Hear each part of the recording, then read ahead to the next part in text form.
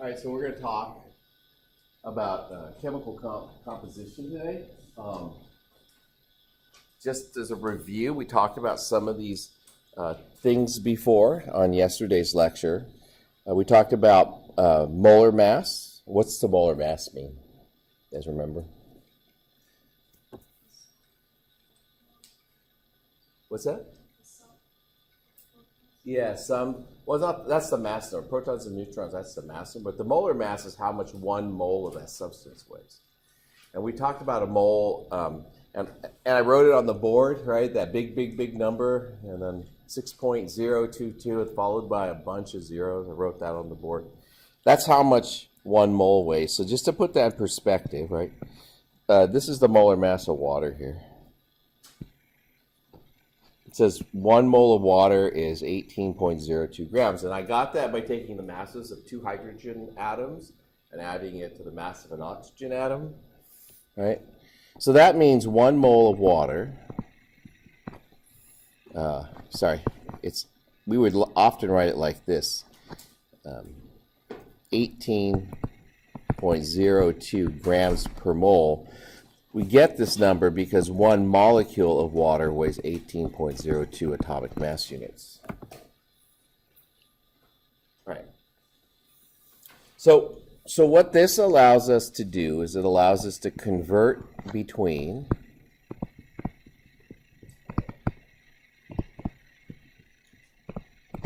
gram units and mole units. And that 1 mole, again, this is reviewing a little bit from yesterday, 1 mole of a substance always has this many units in it. Okay?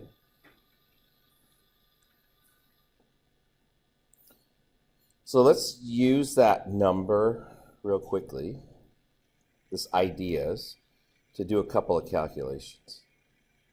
I'm going to scroll that up a little bit.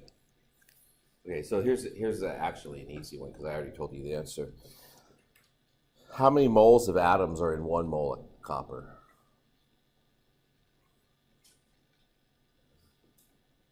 So how many moles, right? That number, 1 mole, is that number all the time. So if you get asked the question, how many moles of atoms are in a mole of copper? It's exactly 1 mole. So it's 6.022 times 10 to the 23rd. Oh, sorry. How many atoms is what I meant to say. So it's 6.022 times 10 to the 23rd atoms of copper.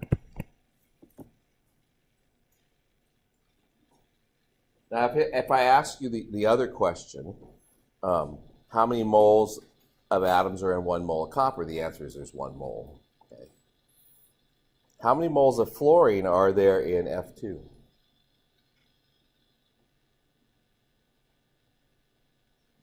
Right, if I have 1 mole of F2, how many moles of fluorine are there? How many arms do you have? 2, okay. If I had a mole of you, right, how many moles of arms would I have? 2, right? It's not a trick question. It's just 2. Because in the formula here, right, there's a 2 here. So if I have 1 mole of F2, remember I gave you this symbol the other, it's chemically equivalent to 2 moles of fluorine. Now that's a conversion factor, just like I can use one thing to convert to another thing, right? So here's another one, and then we're going to use some of these in different ways, but how many moles of oxygen are there in 1 mole of copper nitrate, copper 2 nitrate? 6, right? Because I have a 3 here and I have a 2 here. So if I have 1 mole of copper nitrate, that's chemically equivalent to 6 moles of copper, of oxygen, sorry. So these are conversion factors. So if you want to know how many moles of a particular element you have, these are the things that you can use to convert. And we can get these a couple of different places. You can get them from for now, right now, we're getting from chemical formulas, but when you do chemical equations, you can get these conversion factors from chemical equations. So now we're going to do this, right? How many moles of atoms are in 1.33 times 10 to the minus 6 grams of copper? So I have grams of copper, and I'm looking for moles of atoms.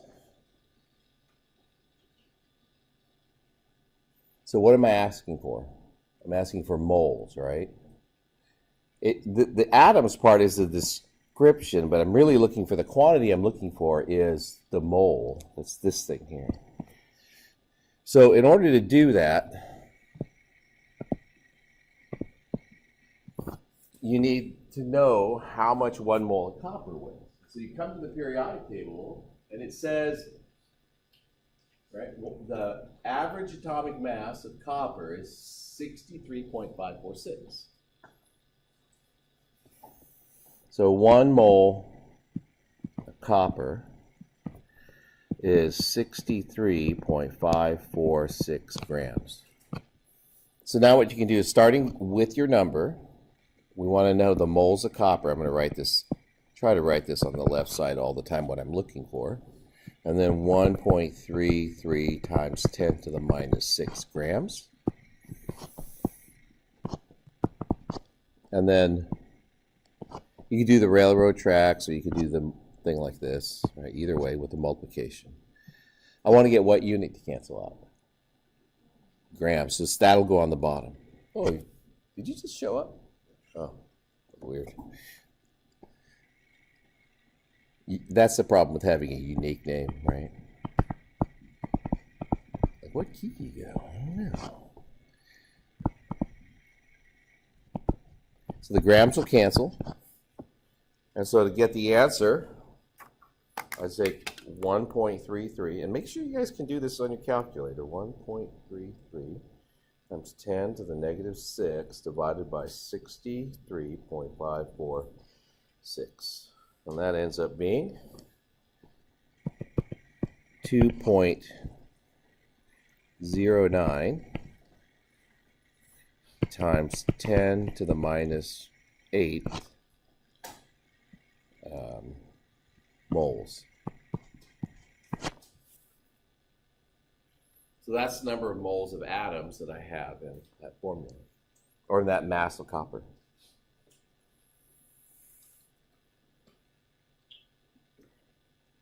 So similar kind of problem, right? And you have to be careful, because when you see these, like this kind of question on a test, you have to pay attention to subscripts. So I'm looking for moles of fluorine. So I'm looking moles of that in this many grams of F2.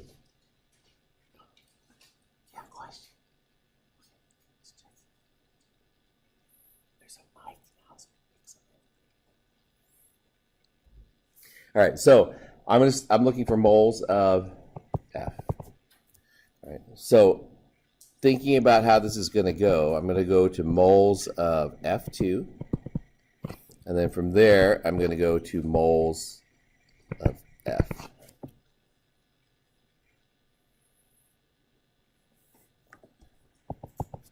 So I'll start with my number, 3.5 times 10 to the minus 12 grams of fluorine. F2, elemental fluorine. And then I have to convert that over to moles. Now, in order to do that, I need to know what? How much it weighs, right? And in here, right, it's 18.988, so we'll just call it 19-ish. Right? 19.0. So 1 mole of fluorine is 19.0 grams per mole, right? So F2 is 38.0 grams per mole. Because it's in the formula, right, it has subscript 2, so that's how much that weighs. So to convert this over, I'm going to go 38.0 grams of F2 for every 1 mole of F2.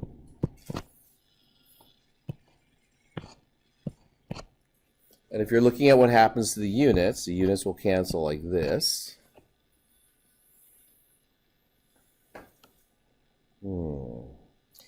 Is that what I'm looking for? No, I'm looking for F by itself, right? So then you have to come back up to here. That's kind of why we did this little exercise. 1 mole of F2 is 2 moles of F. So you go like this, right? 1 mole of F2 is 2 moles of fluorine, like that. And then when those units cancel,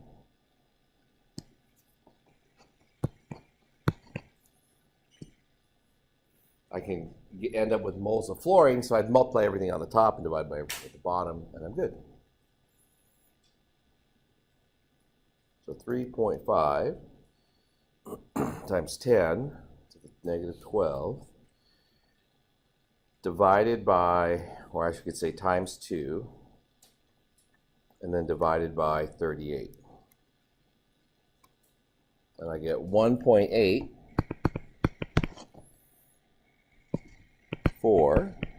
times 10 to the minus 13 moles of F.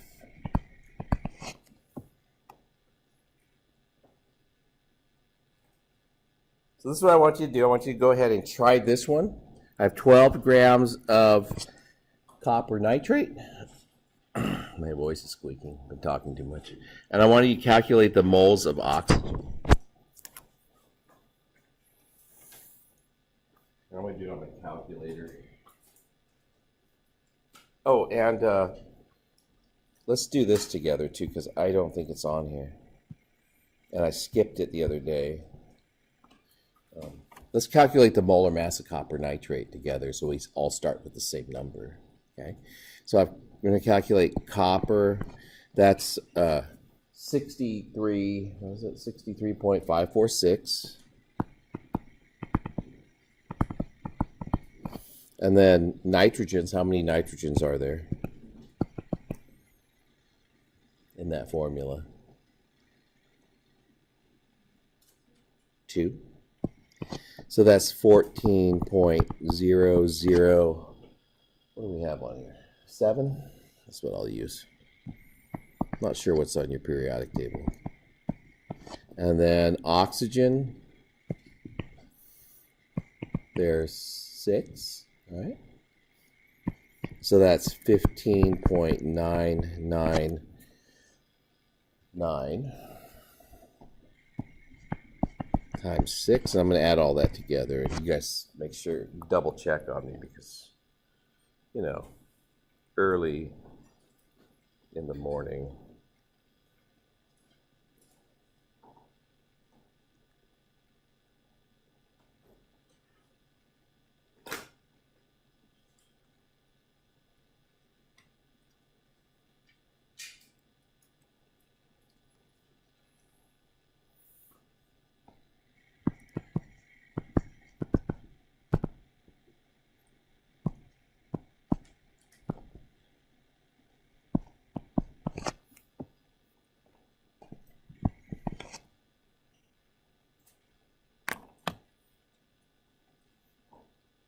You guys get that same number? Good. Okay, so now go ahead and calculate the moles of oxygen in 12 grams of copper 2 nitrate.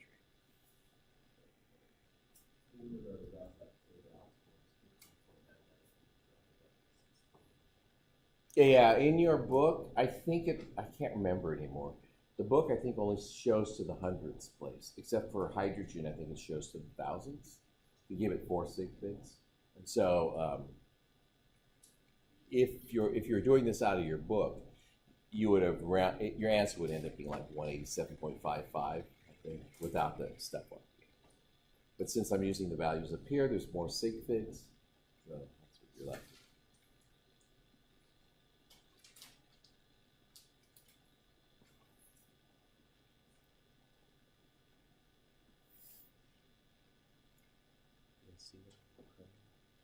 Little bird stuff in.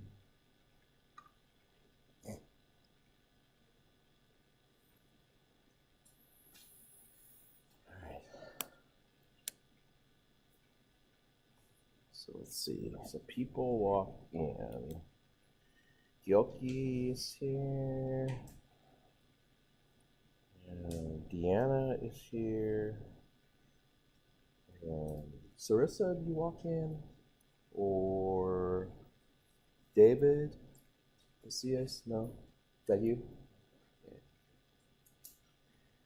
And Monique Vasquez? You're still just missing two. You guys get it? Or need help? Because I'll come around right now and help you guys if you need it. So one of those have to get it calculations. If you don't get this, then you're going to get stuck.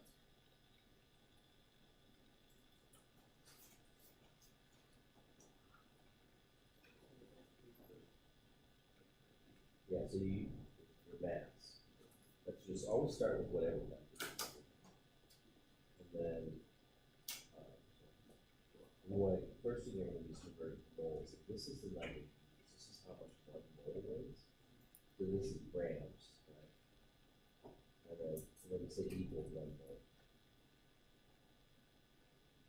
If you want to cancel grams out, you have to go down to the bottom.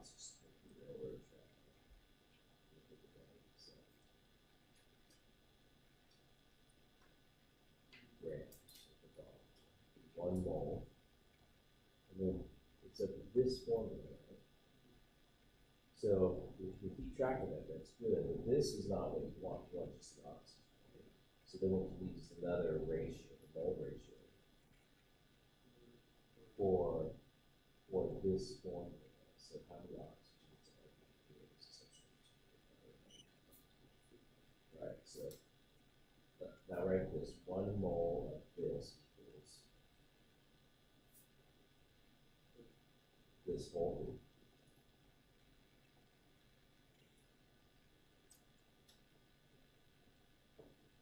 That's 6 moles of oxygen.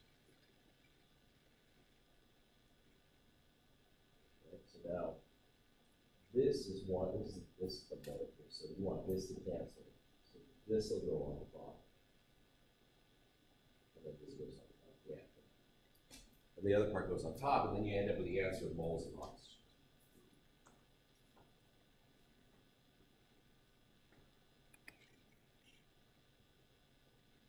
So I'm going to write it out. So we'll start with what number? The 12, right? Start with whatever number you're given. And I'm looking for moles of oxygen. So I just do that to remind myself, like, what I'm looking for. I'll start with my 12 grams of CuNO3(2). And now, I want to get it over to moles first. I want to go from grams to moles. This number, that says 1 mole equals 187.554 grams. Now, if I want to cancel grams, where does the grams have to go?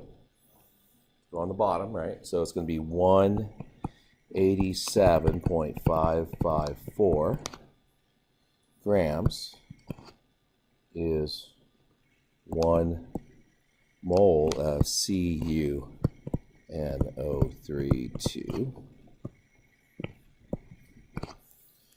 And so this will cancel. So I can cancel this stuff out. I can cancel that. All right.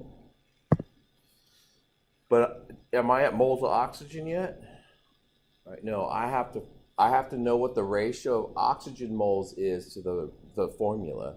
And if you look at the formula, right, there's 6 oxygens, the 3 times 2, for every mole. So I can write this out, 6 moles. All right, let me do it like this. 1 mole of CuNO3(2) is equal to 6 moles of oxygen. And that's my formula ratio because it comes from the chemical formula. It's also known as a mole ratio. Why is it called a mole ratio? Because it's the ratio of moles from a chemical formula. So formula ratio or mole ratio. 6 moles of oxygen, right, over 1 mole. Now I'm writing everything out. Like if you're in a hurry and you know what you're doing, like a lot of times what chemists will do is they'll stop writing the moles of everything out, right? They'll leave these things off.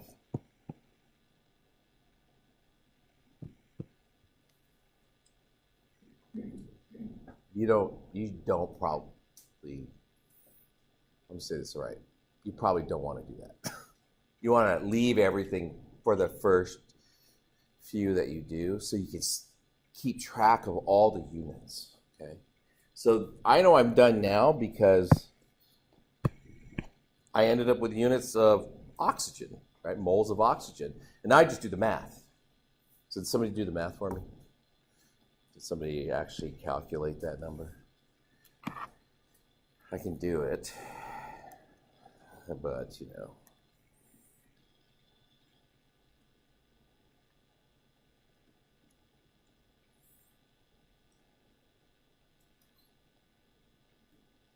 We get like 0.3.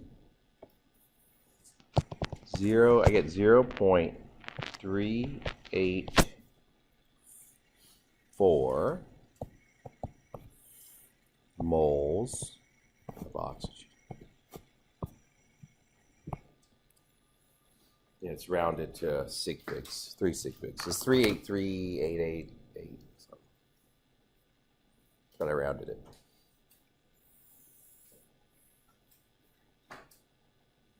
Okay. Put it to the top of the screen. How do you calculate a percent? You always say it's right there. What do you say? Part over the whole. Is that how you learn it? Part over the whole? Or am I just being old? Part over the whole times 100, right? And that gives you the percent. What does percent mean? Per 100, right? So if you had 100 of something, this is how many you have. So if I'm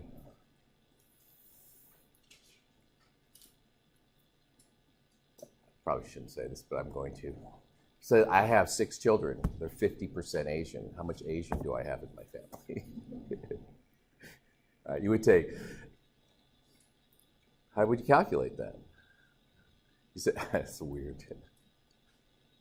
You take 6 children, right, times 50 over 100. So if I had 100 children, which I do not, but if I had 100 children, I'd have 50 of them, that 50 Asian units, whatever that is. I'm only thinking about this because we did, my cousins tried to get me to do that 23andMe thing. And he says, there's a percentage of Finnish in our like Asian genes, and he doesn't know which side of his family he comes from. I'm like, we don't look Finnish. It's a little tiny thing, and apparently Finnish explorers went to Japan like hundreds and hundreds of years ago and lived there for a while, and now he's thinking like, I should get my mom tested, I should get tested. I'm like, well, that's $100 every time, you know? It's be like 23andMe without like, I have 6 kids and my mom around still, like without $700. So anyways, 23andMe minus 700 doesn't sound so appealing.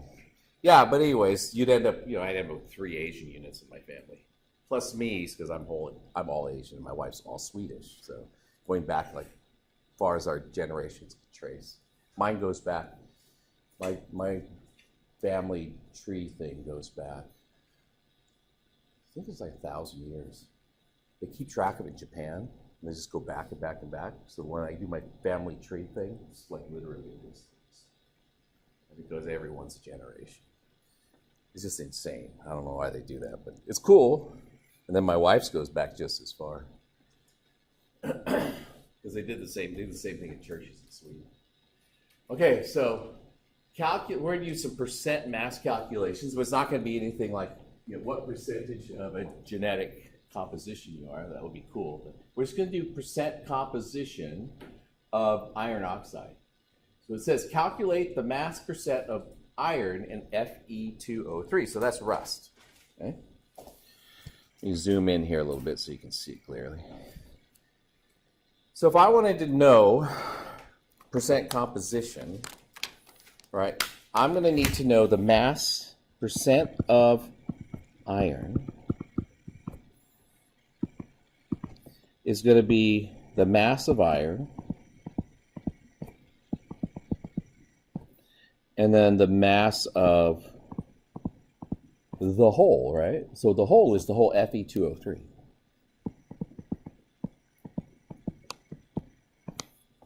And then I'll multiply it by 100 just because that's this format for percent. A lot of times you'll see people write the percent unit there, but you don't have to write the percent unit there. You just need to know if that's a percent. I have it written on the left. Okay, so what's the mass of iron?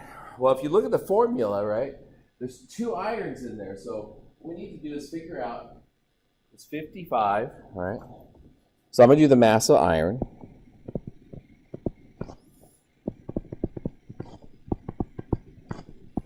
That's going to be 55 point, what did I say it was, 845? And I'm going to do this in atomic mass units. So that's for the atoms times 2. So I'm going to calculate that number out. That's going to be 55.845 times 2. That's a 111.69.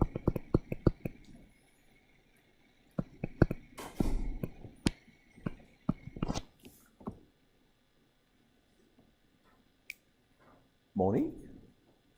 Is that you? Or your Sarissa? All right, cool. Okay, so that's my mass of iron. So, but that's the part. I need to know the mass of the whole thing. So I'm going to need to know the mass of Fe2O3.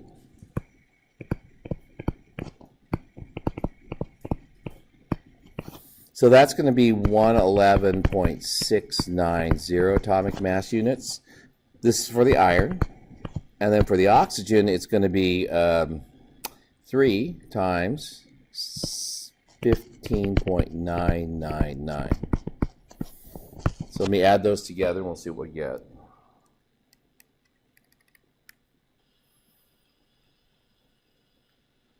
So that's going to be 111 plus 77.997. Nope. I had my fingers in the wrong place.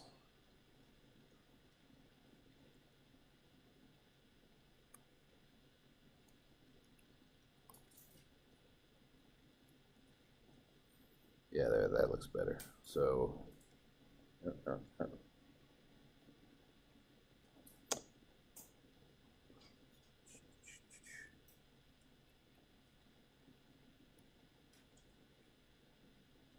that comes out to be 159.687. You'll end up with a whole bunch of sig figs there. So that's how much the whole thing weighs. So that was oxygen times 3 and then added to the 111. So to calculate the mass percent, I'd say it's 111.69 divided by 159.687 times 100.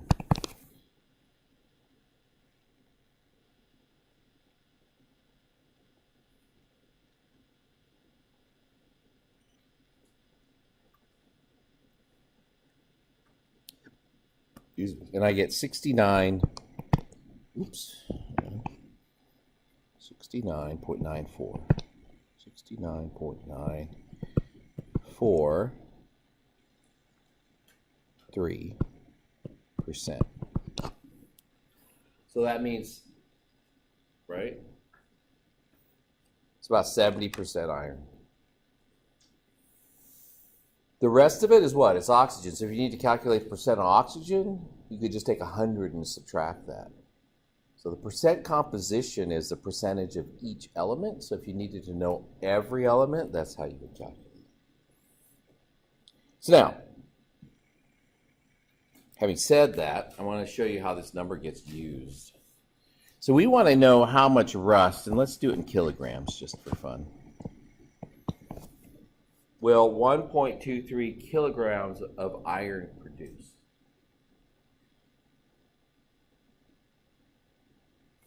Okay, so I want to know kilograms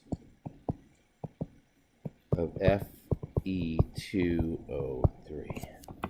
So when I say that iron is 69.943%, right, that's per 100. So if I have a gram, right, or 100 grams of iron oxide rust, that means I have 69.94 grams of iron in it. That's per sentence. So I can say this. I could say 69.943 grams of iron is the chemical equivalent of 100 grams of rust. That's what percent means. It's per 100. So the percent of iron in iron oxide tells me that. But here's the deal. If I had 69.943 kilograms of iron, right, that's the chemical equivalent to 100 kilograms of Fe2O3. Oops, hang on. Because that's still a percent, that's still a per 100. So it doesn't actually matter what these two units are as long as they're mass units. So I could put pounds in there, right? I could put stones in there. A stone is what they used to, like the Scottish, they weigh things in stones. I don't quite know why, but yeah, that's what they do. So I can put whatever I want. So if I want to know the kilograms of iron, of iron oxide or rust, that 1.23 kilograms of iron will produce, right, I can just use that.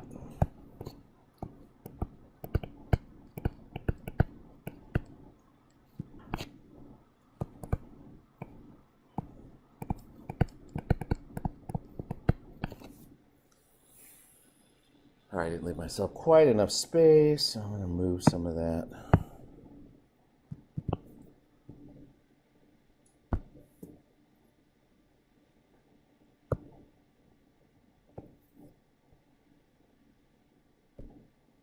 It looks like I actually planned.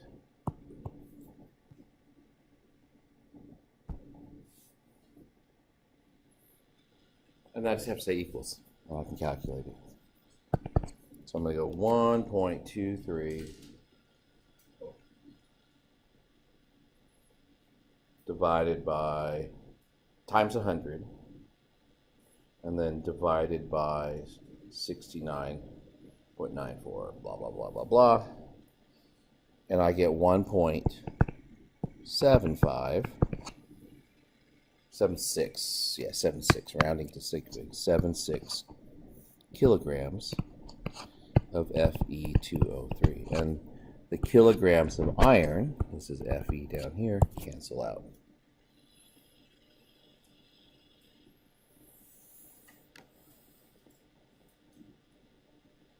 So I want you to do this one. So I have a 66 Mustang. It's a neat car, but it's a lot of rust. So how many pounds of rust could you produce from my 1966 Ford Mustang? Its curb weight's 2,445 pounds. I don't know how they figured out the 5-pound part. And there's plastic in it. But assuming it's all iron, how much rust will I get when it all converts over? Because eventually I think it's all going to convert over to this. And if you have questions, I can walk around. Okay, you want to do it.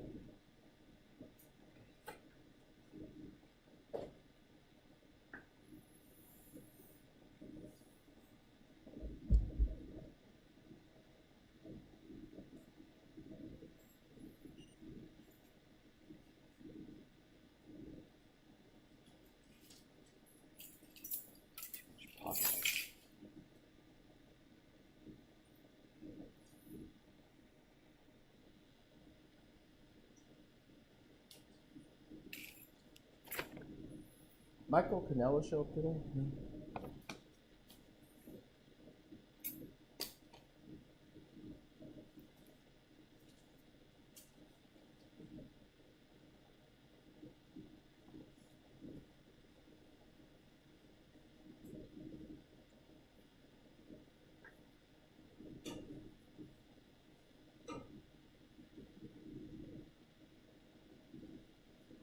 I'll write some stuff up here while you're working.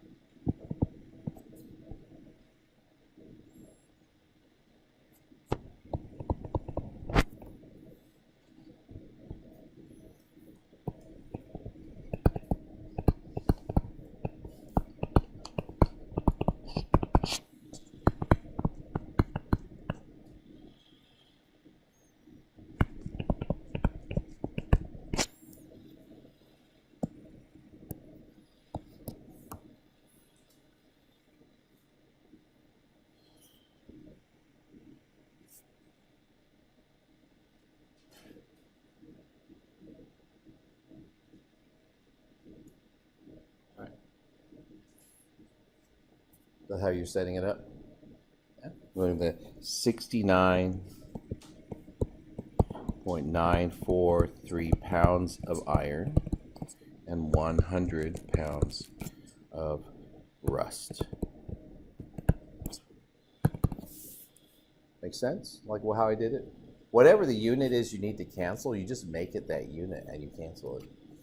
Now you'll end up with that same unit in your answer, so you may need to convert that over if you're asked to convert it to grams or something, so you'll need another conversion. We're not doing that right now. So I go 2,445 times 100 divided by 69.943. And that comes out to be, oh, now that can't be right. I multiplied everything.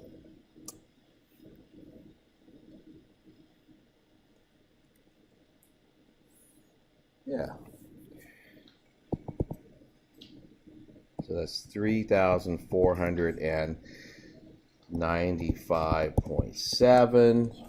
Let's assume I have 4 sig figs. That's pounds of Fe2O3. So we'll round it to 4 sig figs. So 3,496 pounds of Fe2O3.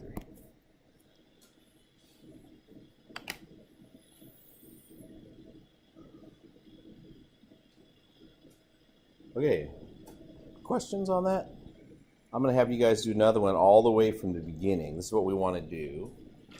We want to calculate the grams of oxygen, and we're going to use, like, there's different ways you're going to learn how to do this later, but we're going to figure out how many grams of oxygen are in 125 grams of ethyl alcohol. And the first thing that you're going to want to do is calculate the percent oxygen in CH3CH2OH, and then you can do convert 125 grams of ethanol to grams of oxygen. Okay.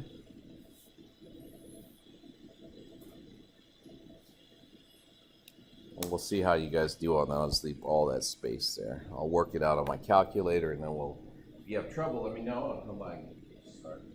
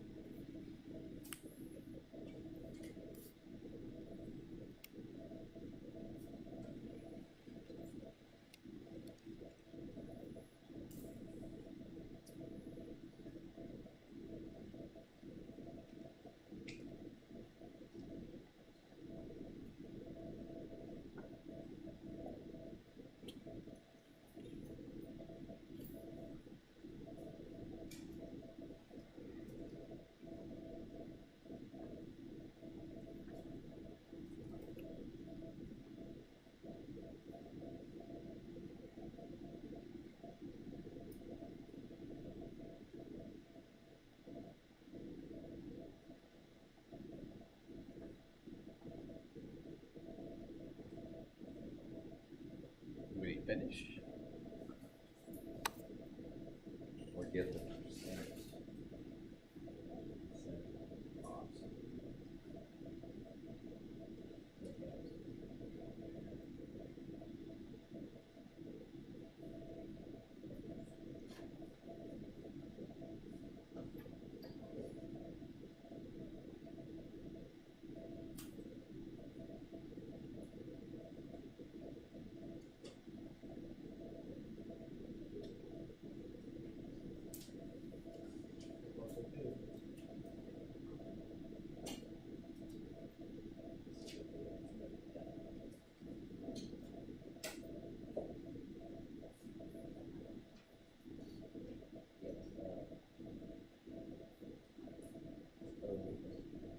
So there's only one basis. No, because you have to divide by mass. So you have to figure out what. So every time you do percent, you have to kind of all of this. Yeah.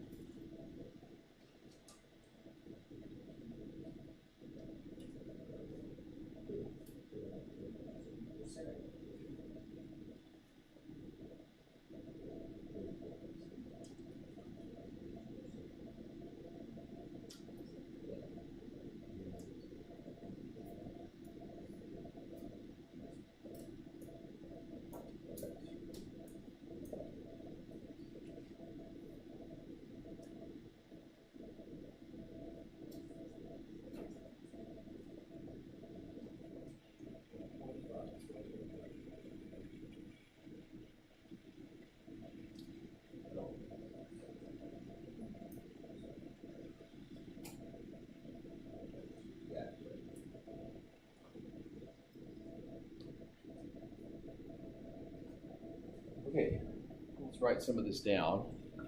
So as my percent of oxygen, and I'm not going to write it all out, but at least you'll have an answer to work towards.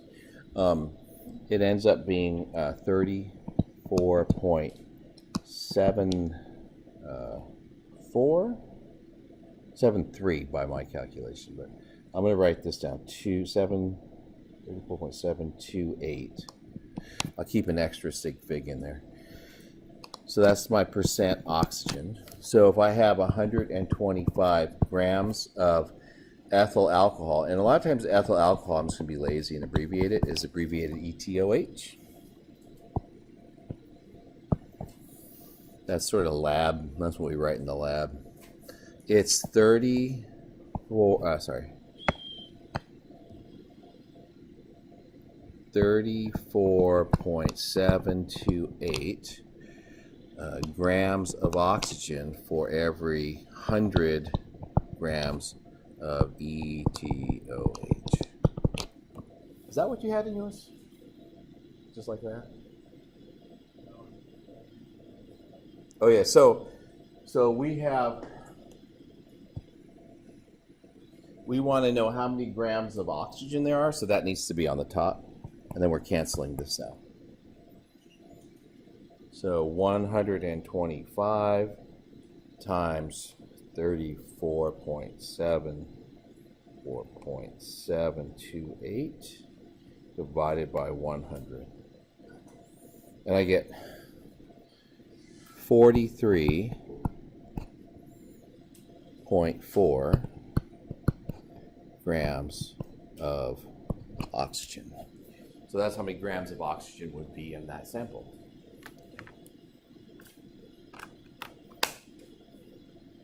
All right.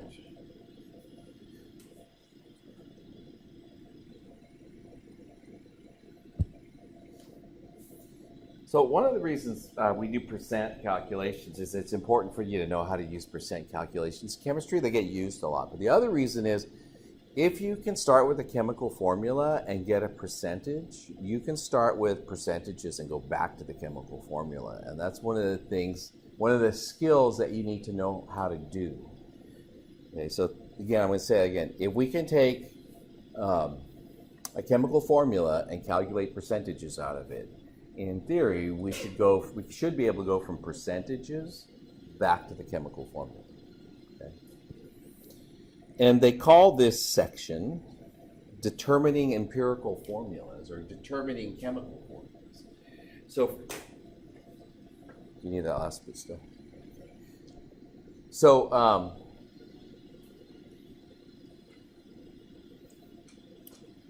let me explain quickly what empirical formulas are compared to molecular formulas. And to start with, we'll start with the molecular formula. The molecular formula, all right, it's exactly the number of atoms of each type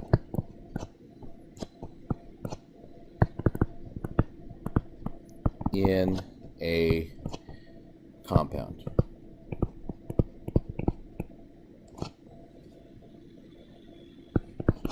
So that's the molecular form. So H2O, that's one you know. Or CO2. These are molecular formulas. They tell you exactly the number of atoms. But so is C6H12O6. That gives you exactly the numbers of atoms in each of those compounds.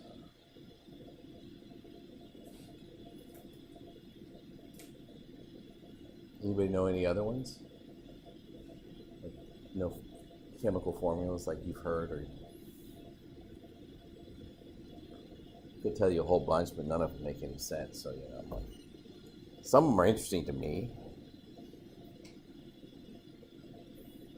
But anyways, now what an empirical formula is the simplest ratios. Oh, let me stick whole number ratios.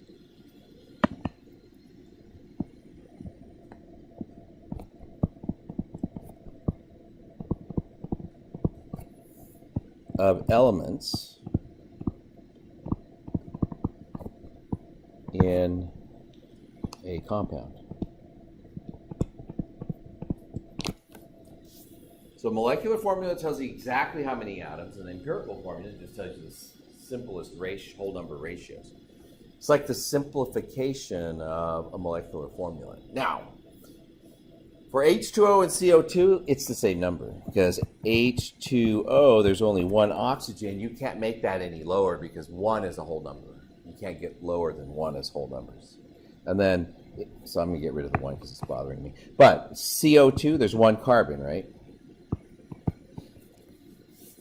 So these are both molecular formulas and empirical formulas at the same time. So it's not exclusive. Right? The empirical formula can be the same as the molecular. But what about C6H12O6? All right, it's not the empirical formula because I could divide by 6 and I would get CH2O.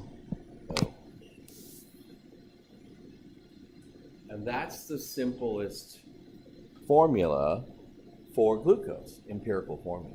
It's the simplest ratios of hydrogens to carbon and oxygen. What about H2O2? If I put H2O2 over here. All right. I can divide both of them by 2, and I would just get HO. Yeah, there's a lot of formulas like that where you can divide it out and get into a simplest ratio. Now,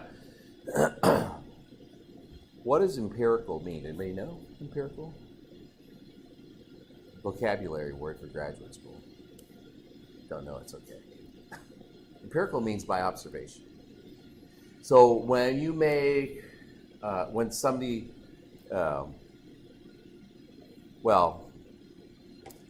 referee makes a call at home plate and calls the guy out, that's by observation. It's empirical, right? Even though all the parents saw something different. It's the referee makes that call. That's an empirical observation. It's based on what you see. So empirical simply means by observation.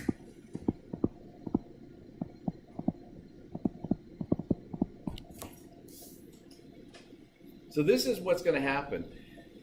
When we take chemical formulas and we convert them to percents, that works great.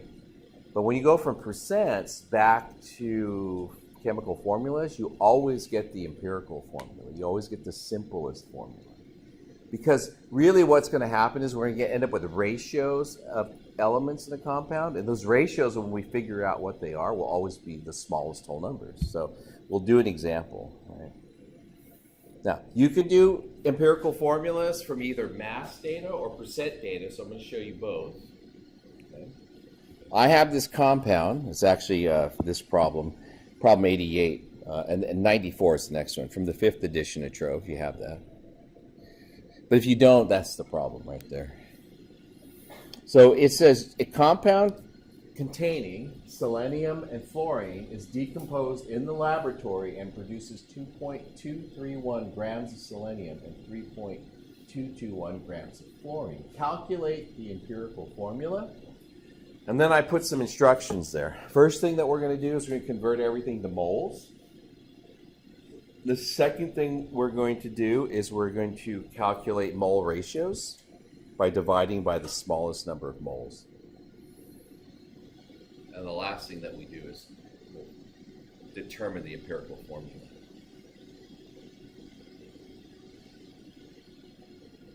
To give you a second to write some of that down.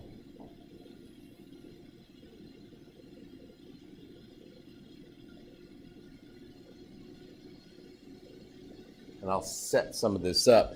I like doing this in a table because you do the same operation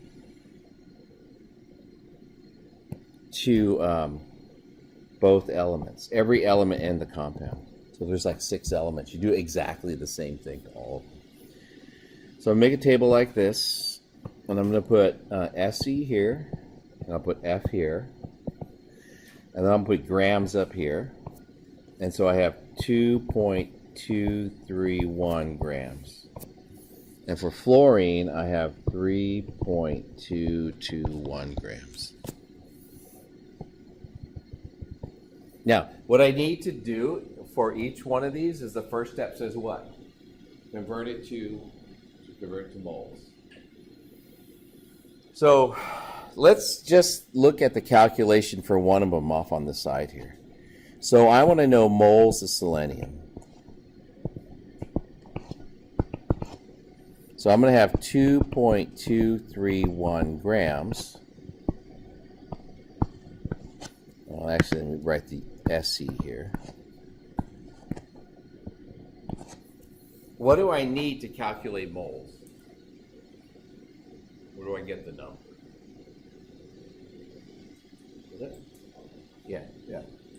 Whatever it is, it's 78.96, right? So that's 78.96 grams for every 1 mole of SE. And I'm going to calculate that number, and I'm going to just put it in the table here.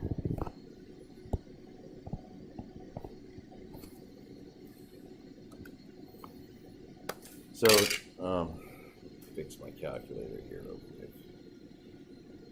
It's 2.231 divided by 78.96. So I end up with, I'm going to write this number down here, 0.02 0.2825.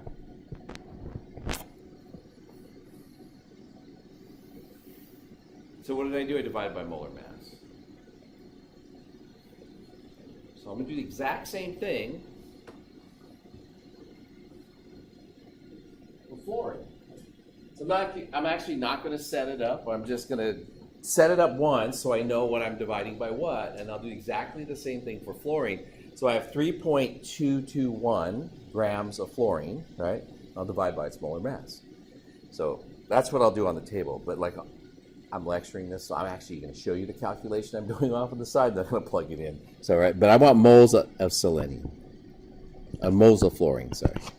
And that's going to be equal to 3.221 grams of fluorine. And what's the number I use for fluorine?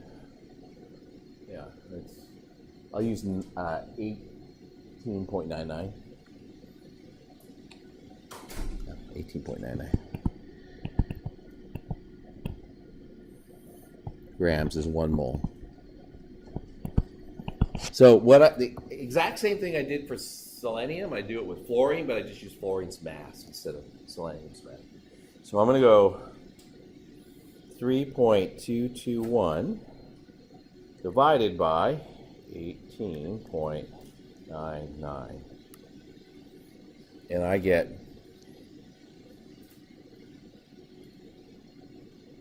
0.1696.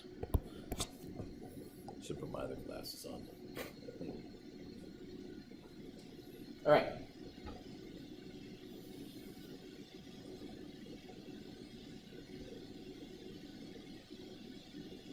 Now, when you see a chemical formula, right, and you look at the subscripts, they're all whole numbers, right?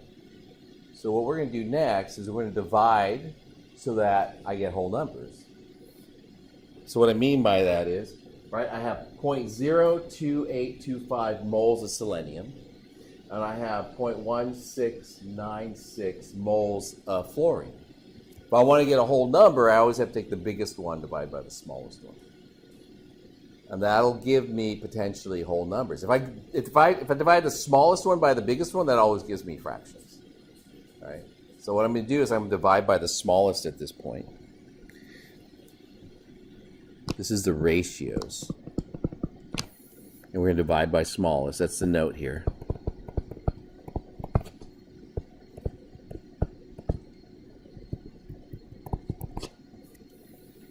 So which one's smaller?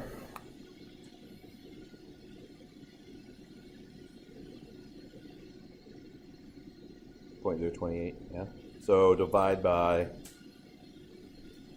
the smallest.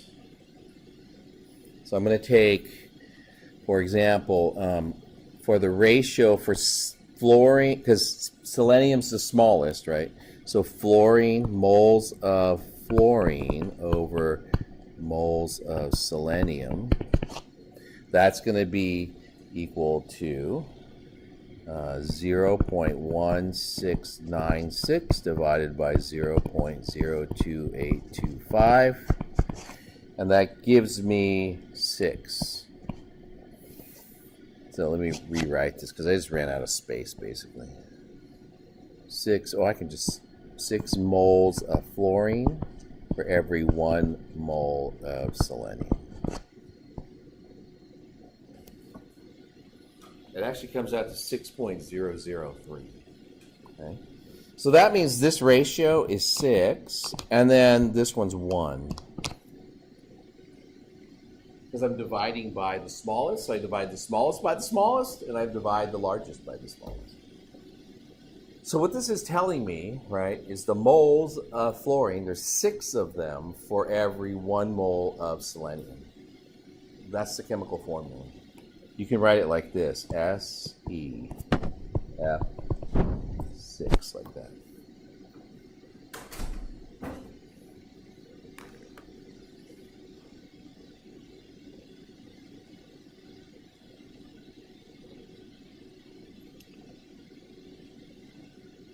So that ratio is giving me the ratio of the elements in the compound. We'll do a couple of these at least.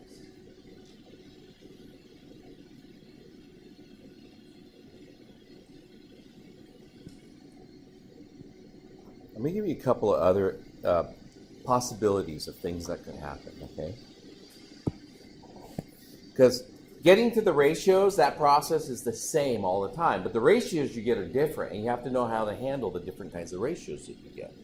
So I'm gonna have this compound A and B, okay?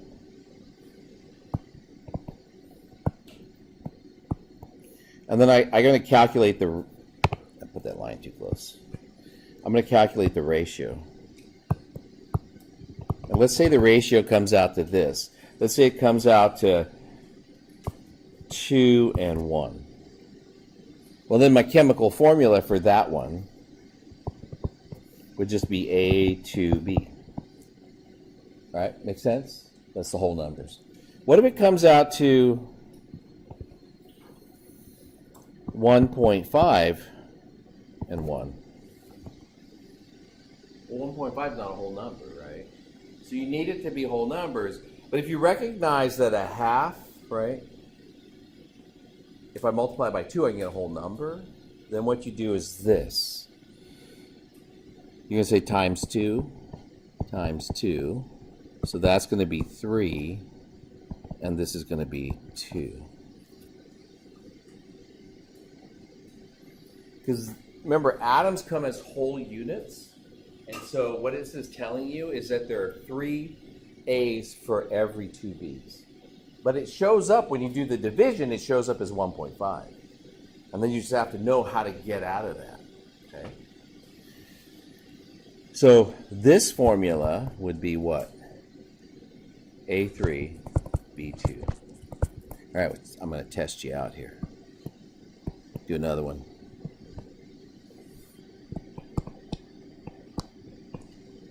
I'm not going to make it perfect, but usually when you do these calculations, it comes out pretty close. Well, actually, let me do it the other way.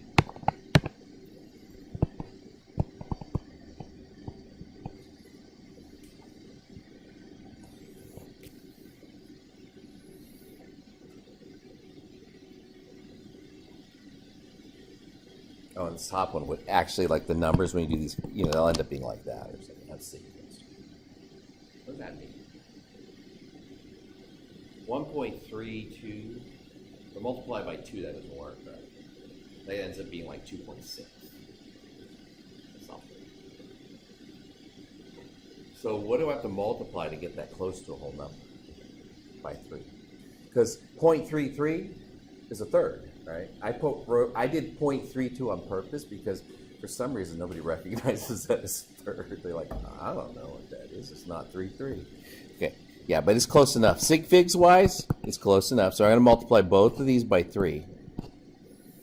And so then I'll have 3 for the top number and 4 for the bottom number.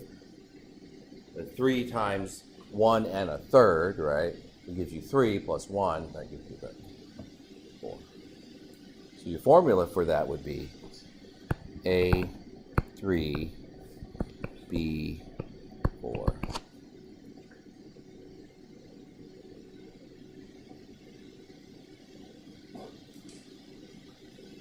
What if you can't tell what it is? Like you're looking at, because there are some, like if you get to a 7th, how many know what a 7th is? Right. I do if I do this. Actually, I could probably do it in my head, but like one, and it's, oh look, it's 0.14. Right. What a lot of people will do is on a test, look at the fraction, right? Or even on their homework, they'll get the fraction and just multiply it by 1, multiply it by 2. Well, they don't multiply it by 1. But they'll multiply it by 2 times 3 times 4. When it comes out the whole number, they're like, oh, that's the number, right? So, simple, but you have to know that you have to do that. Up to about 6 or 7. Beyond that, then you're already getting the range where sig figs and experimental error can make a difference, and then you just round it. Okay, now we're going to do this one. This is a empirical formula for naproxen, from the percent data, it's actually a homework problem. I don't know if it's, I assigned it on the homework, but it's in the homework problems for that chapter, I think 6.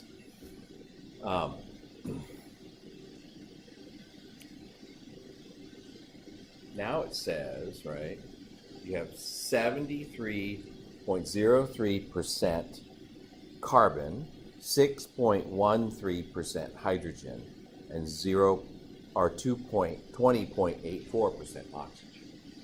And they want the empirical form.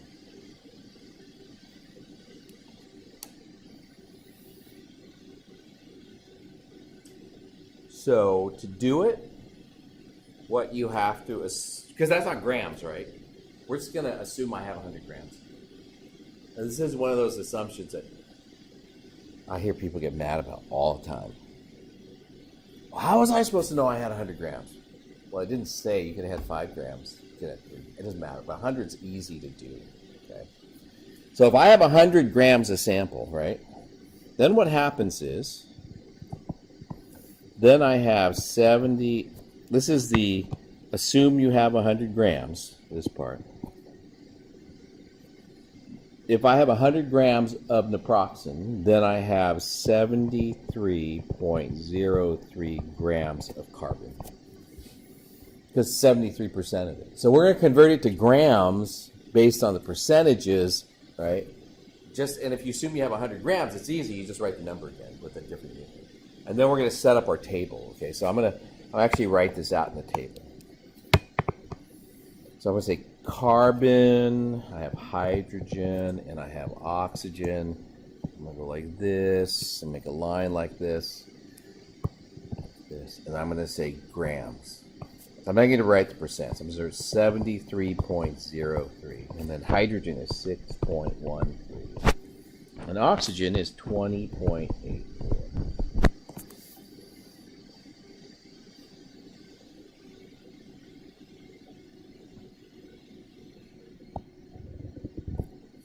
Next column is moles, right?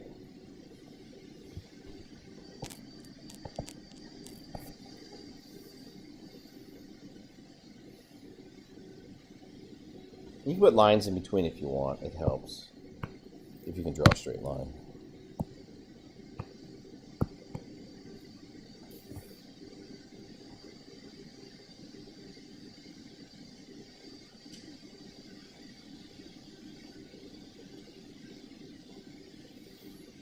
Okay, so then to convert to moles, what did I do?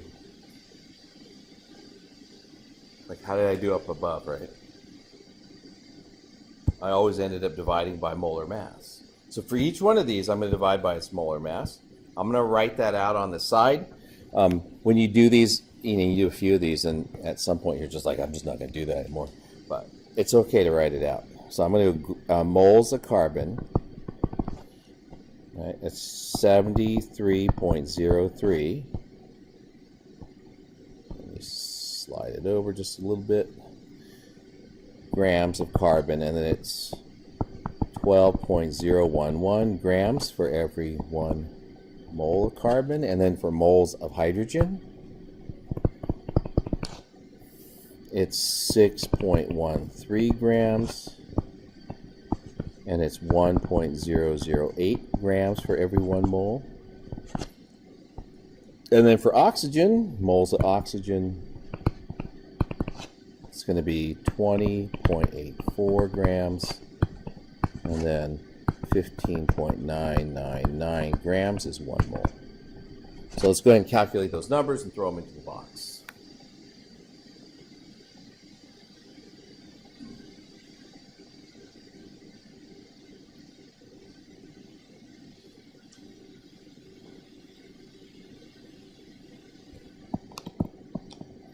And keep track of your sig figs because it might matter later. And then 6.13 divided by 1.008. That's 6.081. Sig figs 4 in that one, 3 in that one. So basically those two numbers are the same. And then the oxygen is 20.4 divided by 0.999. I get 1.3026. I got 4 sig figs in that number. When I do the calculations, by the way, if you have this calculator, I don't retype any of those numbers. You can use the up arrow and pick the numbers off the calculation, so you don't have to retype it. This is the best thing ever. Well, actually, that's like the best thing still. This is the cheapest best thing. This is like 20 bucks. Oh, which is weird. If you buy these during the semester, you'll see the price, like at the beginning of the semester, starts out at 20 bucks. About 3 weeks in, it's like $40. You know why it does that? Students are all buying the calculator. They're like, oh, I didn't get that calculator. My professor says get this calculator. Yeah, I tried. I lost my calculator, gave it to somebody. I don't even remember now. Probably lost it. Well, actually, probably gave it away. Anyways, it doesn't matter. Price started out like 20 bucks, and I was like, oh, I'll let the student, they need a calculator, I'll loan it to them. And I'm going to go buy another one. It's like $40. And I'm like, well, I guess I'm going without a calculator. I just have to use one of these stupid things. Not, I saw you using this. It's okay. I have calculators you can borrow, by the way. All right, so I need my mole ratios. Sometimes call it mole rat because of Parks and Rec. Was that Parks and Rec that was in Mole Rat? Rat Mole. Remember the band? Parks and Rec? Oh, never mind. So I'm going to do my ratios here. What's the smallest? The 1.3026. So I'm going to take 6.080 and divide that by 1.3. I get 4.66. 7, 8, and again I have 4 sig figs in that number. And then I'm going to take the 6.081 number and divide that by 1.33, and I get 4.68. 6687. I only got 3 sig figs in that number. And then the last one's going to be 1 because I divided 1.3026, et cetera, divided by itself. It'll always come out to be exactly 1, so it's just the whole number now.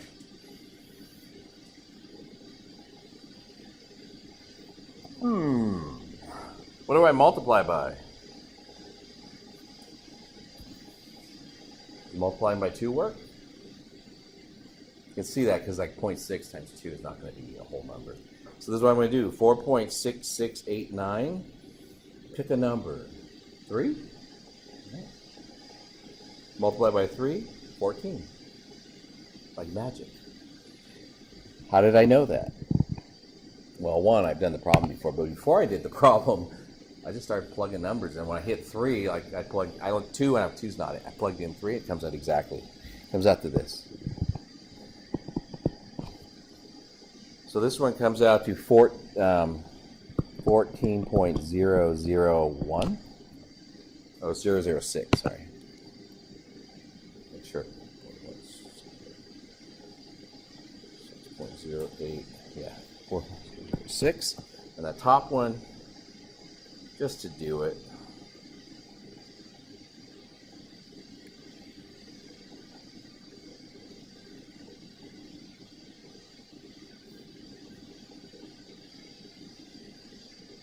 it's going to be 6.080. I guess I screwed up my number somewhere along 0.026. Yeah. Times 3. Yeah, 14.003. Now this only has like this many sig figs in it. So it's 14, and what's the bottom? What's this bottom number become that's down here? What's this one become? 3, right? So multiply by 3. So my formula is C14, H14, O, bless you, 3. God did a lot of that because I sneezed like crazy. I couldn't stop for like 5 minutes. My eyes were all bloodshot when I was done. I'm like, it's the wrong time of year for that for me.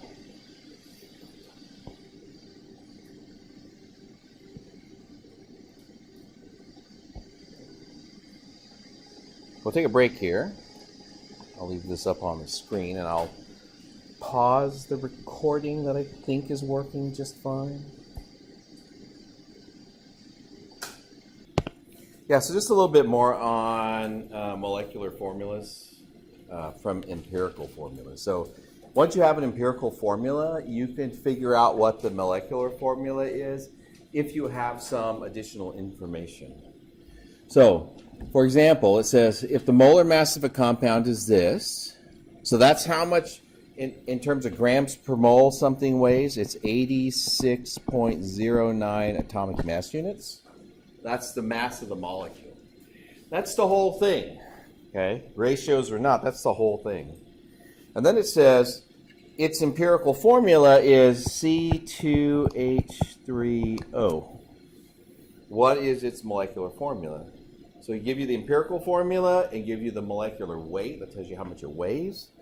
And then what we're going to do is figure out what the molecular formula is. Okay? First thing you're going to do is you're going to calculate the formula mass. So formula mass is another term for the molar mass of something. But it's specific for any kind of formula. So if I have C2H3O, I can add all those things up. So I'll get 2 times 12.011. That's atomic mass units. And then I'll have 3 times 1.008. And then for oxygen, I'll just have 1 times 15.999.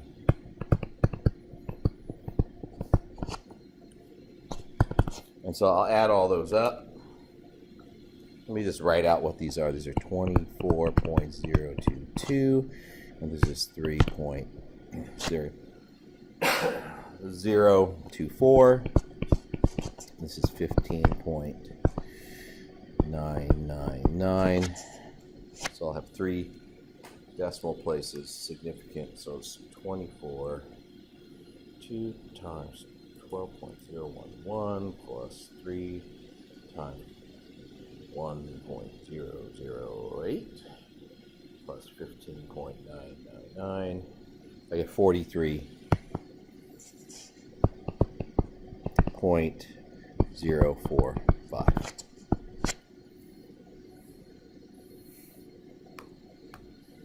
So here's the deal. I'm going to summarize this so it kind of makes more sense. I have C2H3O, and it has a mass of 43.045.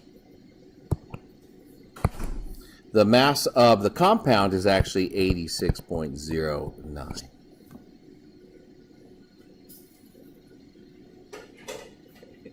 Hand getting tired, sorry. That's the problem with not doing slides, but I kind of feel like it's good for you guys to practice.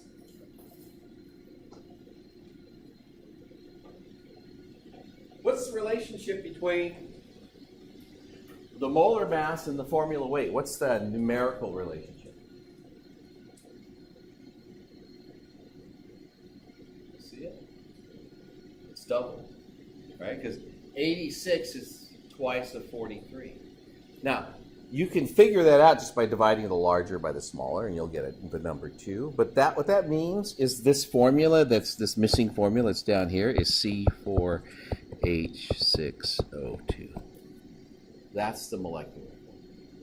And you conceptually, what you're doing is you're figuring out what that ratio is when you're looking at these two masses.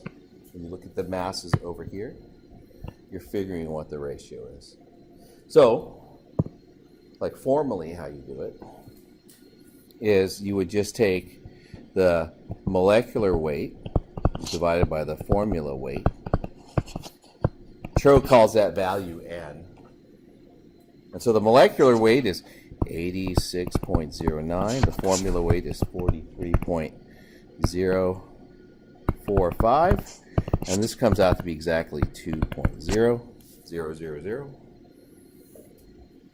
Since I ran out of space. And then you take all the subscripts and multiply that by that value. The way he shows it in the book, which I like, he does this, C2H3O, and then N, where if N is 2, this becomes C6H, sorry, C6, C4H6O2. Just doubled everything up. But conceptually, you just look at the masses. If you can see it's like 3 to 1, you don't have to calculate. If you're not sure, then just take the ratio and calculate.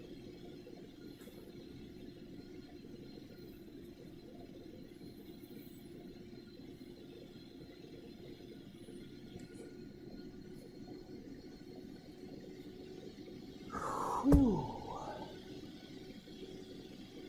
Oh, chapter 6.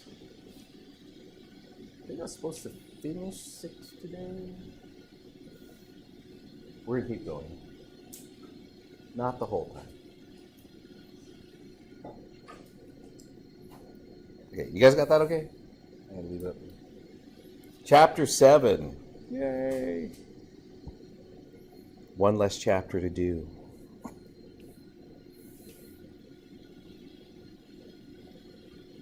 And just, again, you guys are doing a great job. And if you're tired, it's because we're 7 weeks into the semester.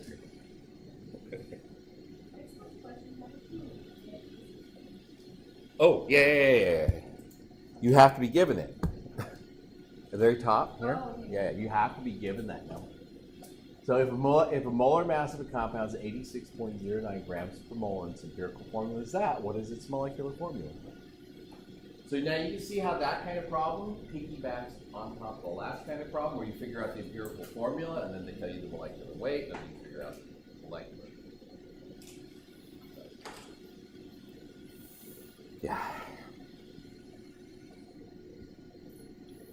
Yeah, it's crazy to think we've done 7 weeks of a semester.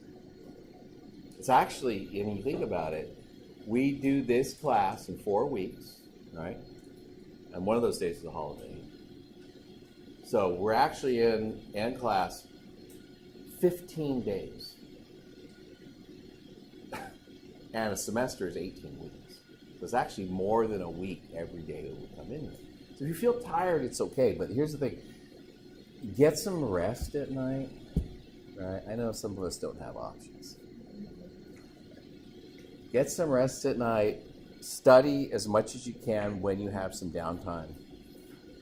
And you'll get through. I mean, if you're doing okay right now, you'll get through. Even if you're close, after I put the homework in, you'll probably be okay. Right? But yeah, it's tiring. But I know you guys at this point can probably do it. So we're talking about chemical reactions. The first thing we want to talk about is how do you know when a chemical reaction occurs? And these are just some of the things that you see. And some of these things you saw in that experiment 1, I think it was, or 3. I don't remember which number anymore. 3. We got to see some. It's a color change. One of the reactions was actually copper 2+ ion plus 4 ammonia molecules make something that looks like this.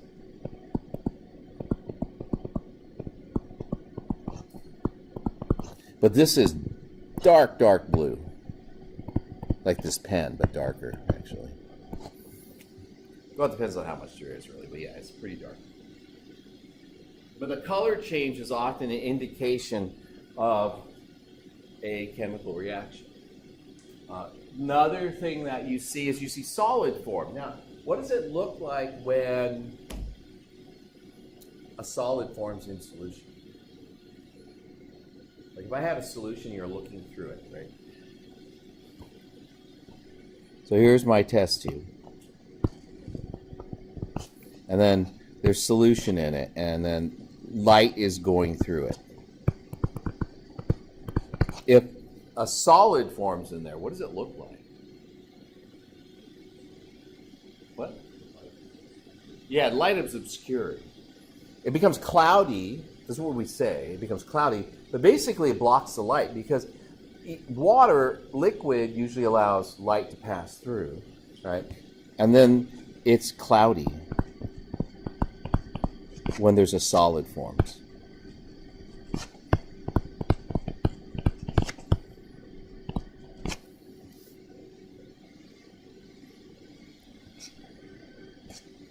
So cloudy when solids form. It doesn't have to be colorless, right? Most of the time, the precipitates the solids that you see in this class are white. A lot of the stuff that we deal with doesn't make pretty colors. The copper reaction is an exception to that. It turns pretty blue color. And then we're going to do another lab. I think it's later this week. Reactions of copper. You're going to see green, and all kinds of other stuff that comes out. Okay, and bad smells. That's another one. But here's the thing. When a solid forms, right, we call that precipitation.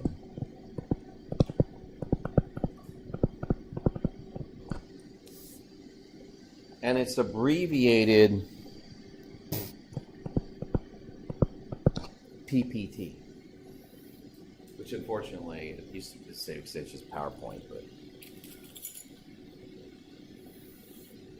precipitation or PPT.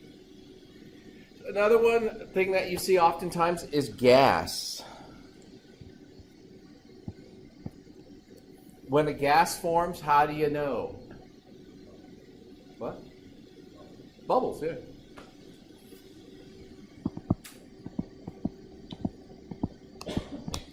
What if you don't see bubbles?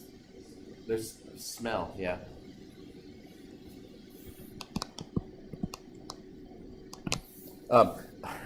I often say it's similar to my children. It might take a second here. Bubbles and smell. That's how you know they have gas.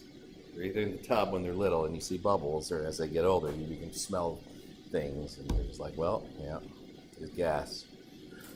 The other one is light. Light sticks, you know the chemiluminescence, they call chemiluminescent sticks, or chemlume, or whatever. You crack them and they glow. That's a sign of a chemical reaction. So just a little note, this is light sticks.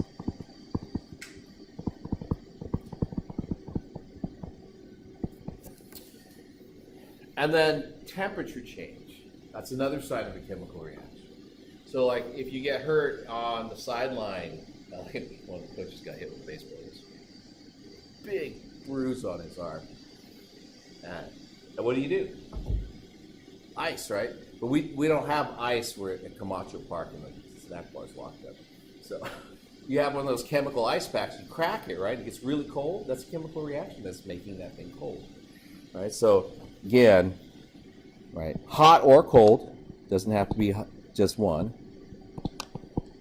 And you know you can get hot or cold packs, right? And those are all, most of those are chemical. Some of them based on physical changes, but hot or cold.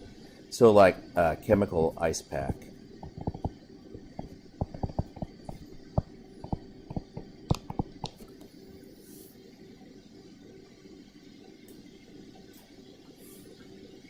And Camacho doesn't even have an ice maker anymore, which is sad. You have to bring ice in, bags of ice. I liked it when the snack bar had a soda machine in there, and you just go in there all the time to drink sodas. That's probably why they got rid of the soda machine. So how do we write chemical reactions? Okay, so there's a reaction arrow. I put that in the middle to remind myself what I was doing.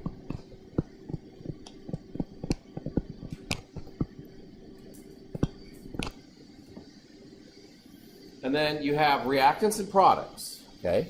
And one of the ones we did the other day, we did H2O liquid, right?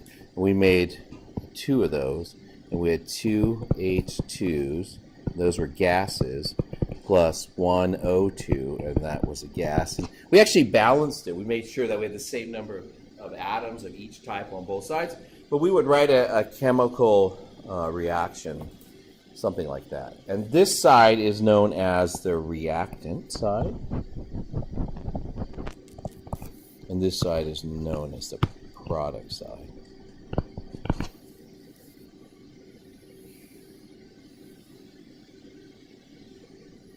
Right, and some of the things that you'll see in a chemical reaction are listed below. You'll see chemical formulas like the H2Os, right? You'll see states, and the states that, yeah, California, Kentucky.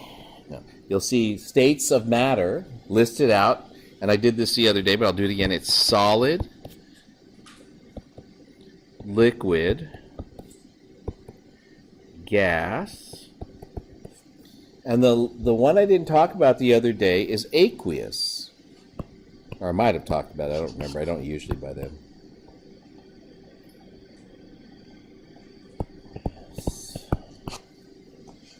And we abbreviate it AQ. Now, I do this in class just because I get tired of writing it. I will often just do this.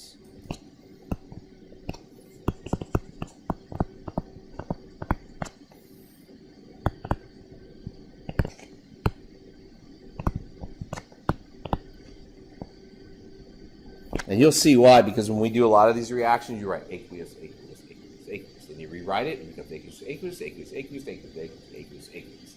And there's all these aqueuses, and nobody wants to write it over and over and over again. So you just write a squiggly line underneath it, and we're good. Do that on the homework, too. Aqueous means dissolved in water.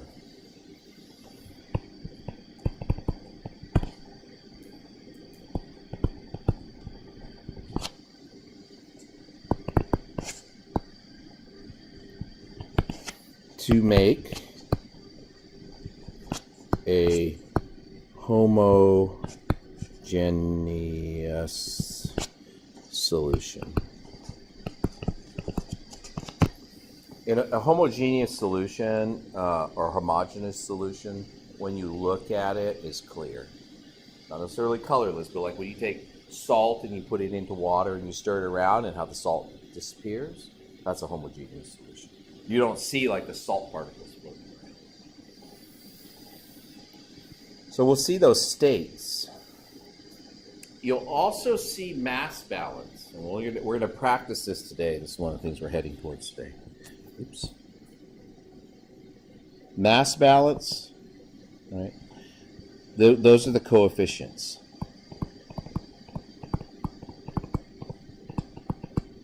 So for example, this 2 and this 2, and there's a 1 that's written here, but it's not.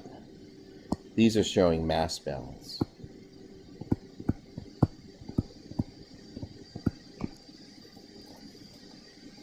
And I already did the reactants and the products, and there's a reaction arrow. Just checking off the list of things. Now, you don't always see these things, but underneath the reaction arrow, you might, or on the reaction arrow, like here's the reaction arrow like that, you might see something like this. And that just means you have to heat it. Like at room temperature and unheated, this reaction doesn't work, but if we heat it, this reaction works. That's this.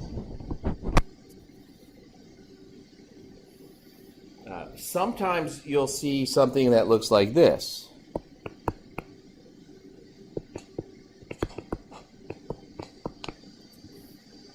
That just means that's the temperature you need to do that at, is minus 78 degrees Celsius. That's part of the what we call reaction conditions. Temperature, how acidic it is, pressure, like if it's like a gas reaction, you have to have it at a certain pressure for the reaction to take place. But that's what I mean by reaction conditions, what it takes to make the reaction to go. And a catalyst can be something like this.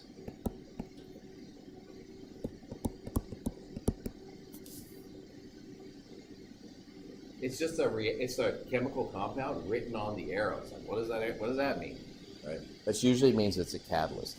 Catalysts will make a reaction go faster, but is not actually part of the reactants or products. It doesn't actually get used It doesn't actually get produced in the reaction. So they just stick it on the arrow so you know, like, you want this reaction to go faster, you stick it here. Enzyme reaction. In biology, every enzyme reaction, you have reactants and products, and on the arrow they write the enzyme name. That's the catalyst.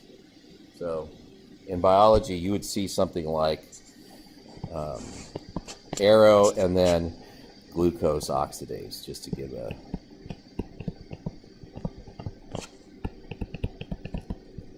So if you had any biology, the reason that's on the arrow is it makes a reaction go faster, particularly oxidation of glucose. But anyway, it doesn't matter. But it gets put on the arrow because it actually doesn't get used up in the reaction. It's just part of it. Okay? It makes it go faster. Okay. We're going to classify reactions a lot of different ways. I was not sure about putting this here, but I'm going to go ahead and sort of talk about the ways we classify. I kind of wanted to do a whole bunch of reactions and talk about how we classify them, but then I couldn't decide, like, structure-wise, what I wanted to say, what's best. I've done both. Not really happy with either, honestly. And by the way, I did get these posted last night. It's really late, so when you get up in the mornings, check to see if there's a new set of notes put up. This will be V3. Those will be a V4 tomorrow, hopefully. If you get up in the morning, you want to print it and have all the notes, and you can just write into it. But like I was telling Kyoki, my days are pretty busy, so I don't even get home until 9:30, 10 o'clock at night.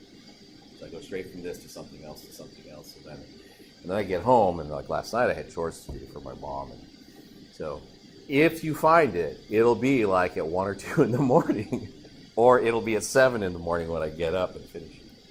So it'll be whatever it is, and I'll get to your homework eventually. Just didn't have time today or yesterday. I did this horrible thing. I'll just tell you what sucked all of my time up yesterday. I ran your tests on the wrong keys. And I'm like, what is wrong with these people? How do they not know this? And then what heated off to me is like half of the exams are mid-60s average and half of them are mid-20s average. And I'm like, well, that doesn't look right. Usually they're like the same, right? So the average ended up being around 65, 66. But before I did it, the average was like 35. And I'm just like, oh crap, like this is horrible. I felt bad for like hours until I had sat out, because I couldn't do it until after baseball practice, which was like 9 o'clock, 8:30. Got home at 9 o'clock and looking at it and go, oh, well, that's not the right answer. That's not the right answer. Where did I get these answers from? So, I write tests like for the last 20 years. I just used the wrong key. I looked at an old key and I 50 questions, ran it. One was pretty close to right and one was pretty close to not right. Like perfectly wrong. Anyways. So then I had to hand grade all those scantrons last night. I left here around 12:30. It's all good. I chose this life too, by the way, so it's okay. I like this. So we're talking about classifications of reactions by type. There's precipitation reactions. That means you take two aqueous solutions,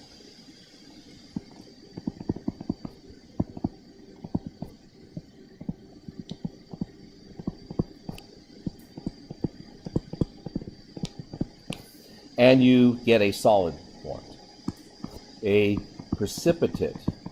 So I'm going to say PPT, going back to what I talked about before, a solid forms.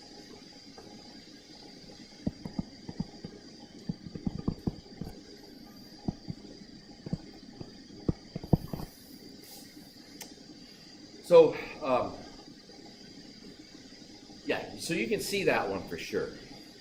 And then there's acid-base reactions.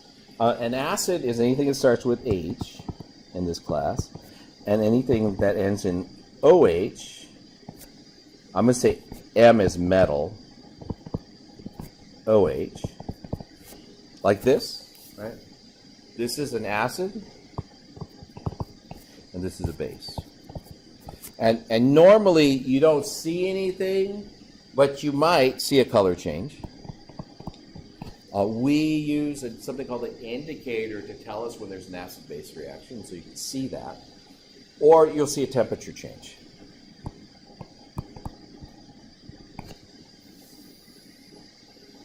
So an acid-base reaction, there's precipitation reactions.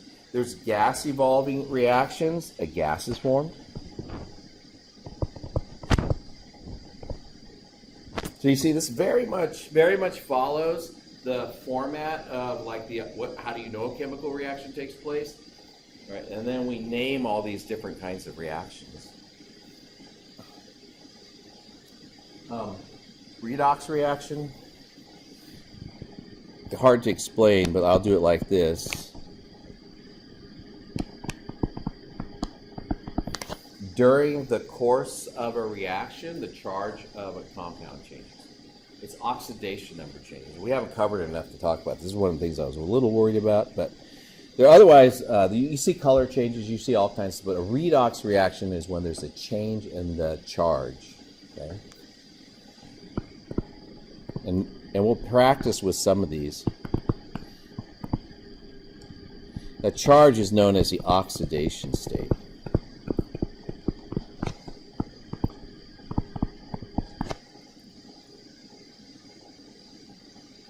And then there's combustion reactions. And you guys kind of know what combustion is? What does it mean? What would he say? It's burning, right? Yeah, it burns. But here's the thing. Technical definition of a combustion reaction. Reacts with oxygen. Now, when I say oxygen in this context, I'm talking about O2. And usually it's O2 gas. Produces heat.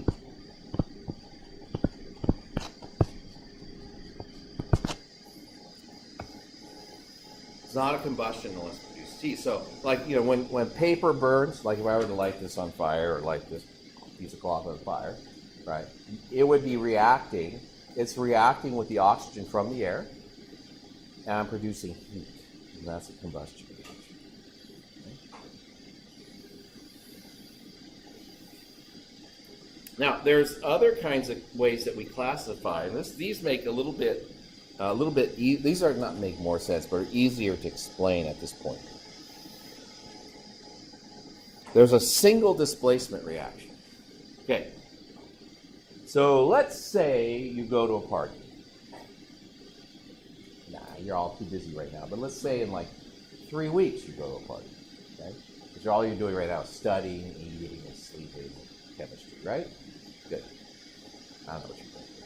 That's what in my ideal teacher mind, that's what you're all doing. So you go to a party and you don't have a date, but you see somebody who brought a date and you like their date, and you take their date, and that's a single displacement reaction. A molecule comes in, molecule walks into a bar, sees another molecule, and says, hey, I like that. And so A leads with C and B is by itself. That's a single replacement.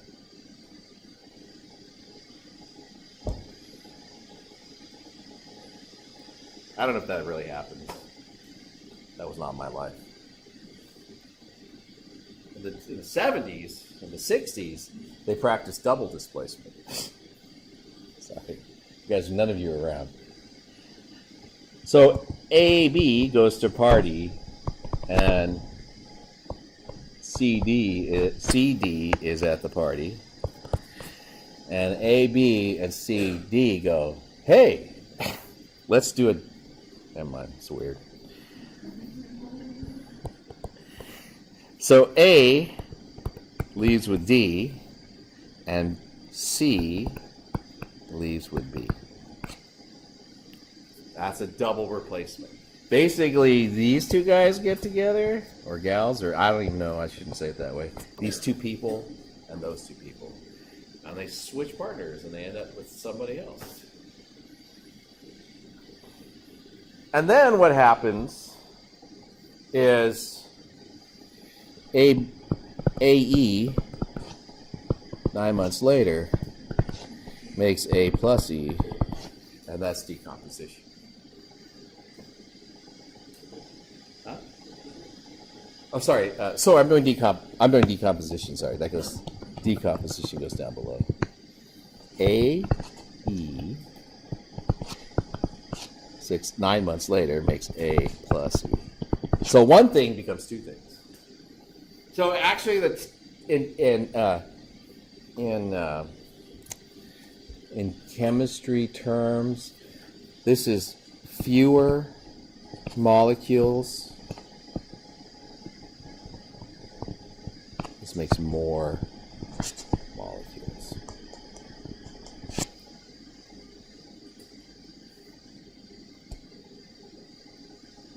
I couldn't remember if I'd started the recording or not. Good. I don't know if that's good or not, actually.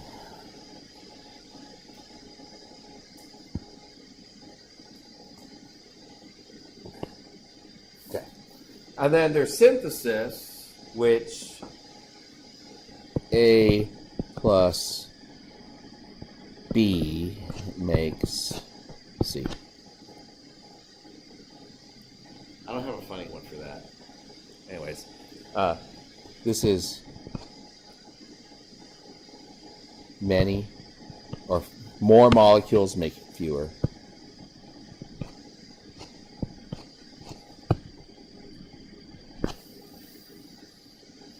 Most of we call this process synthesis. Most of pharmaceuticals, things that we use, like plastics, these are all part of the synthesis process. So we take small, simple molecules and make larger molecules. All right. Yeah, and there's one more way. Another way that we talk about chemical reactions is by energy change.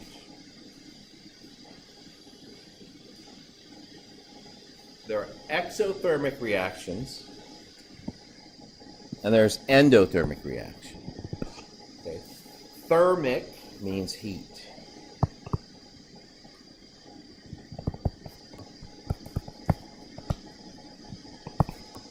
And it's a form of energy, so we would say heat energy. And if you're measuring it, the unit is joules or kilojoules.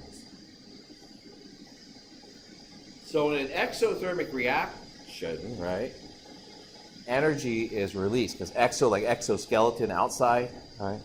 Exothermic reaction, energy is released, and then the surrounding gets hotter because the reaction's released.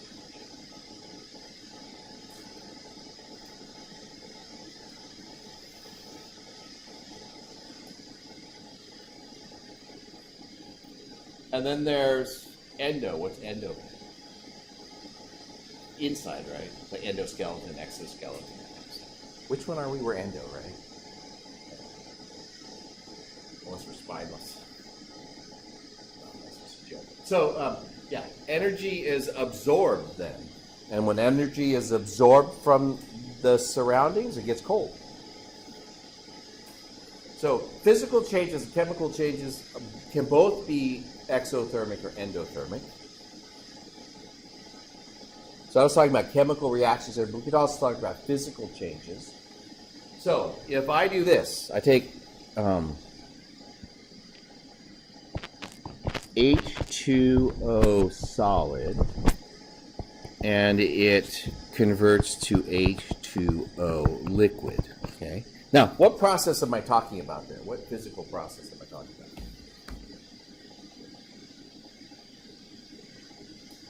Oh, no, not the change, but I'm talking about physical process of water solid going to water liquid. What am I talking about?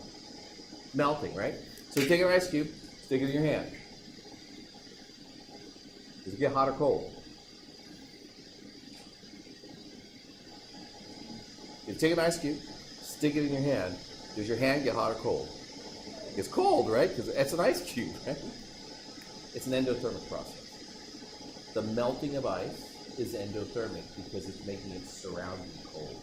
Which means this process here, this is the endothermic process.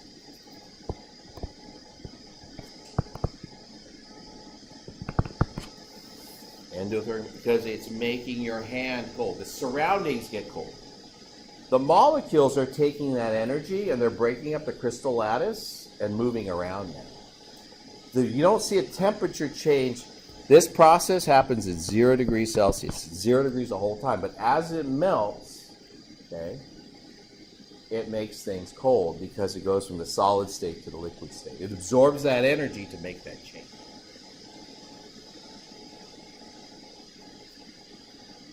So if I take H2O liquid,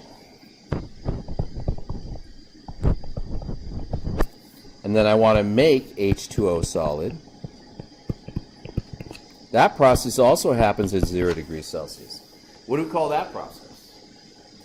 Freezing, right? So this top one's melting, often known as fusion in chemistry because it looks like the things are fusing together. And this one's called freezing. I'm put a little note up here, fusing. Not to be confused with like nuclear fusion where things are coming together. But melting is often referred to as fusing. And freezing. So if melting is endothermic, what is freezing? It's got to be exothermic, by the same amount, in fact.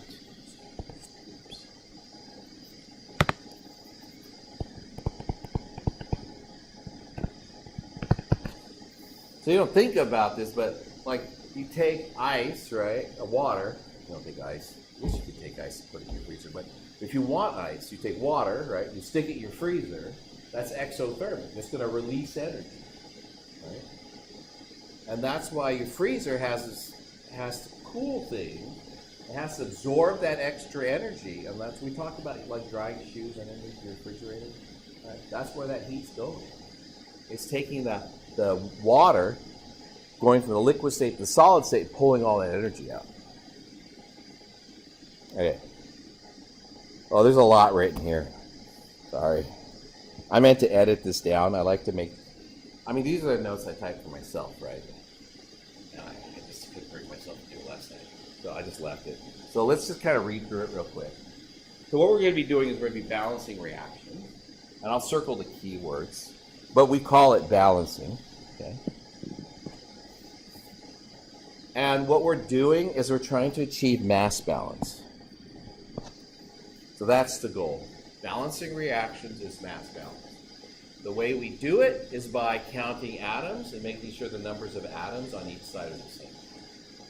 So the number of each type of atom is the same on both sides. That's basically what all that says.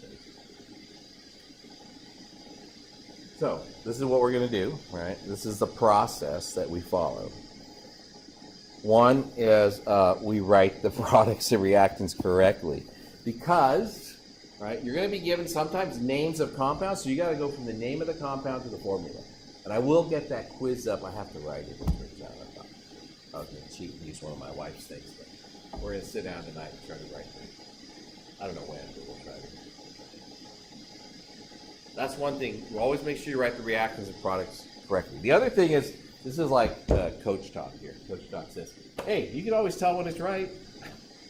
Because when it's right, you can just look at the numbers of each type of atom and you know it's right. So there's going to be this process involved, and sometimes it gets confusing, but you can always tell when the answer is right. Because you can have reactants on one side, products on the other side. You'll be able to count things up. So for example, right, if I give you this,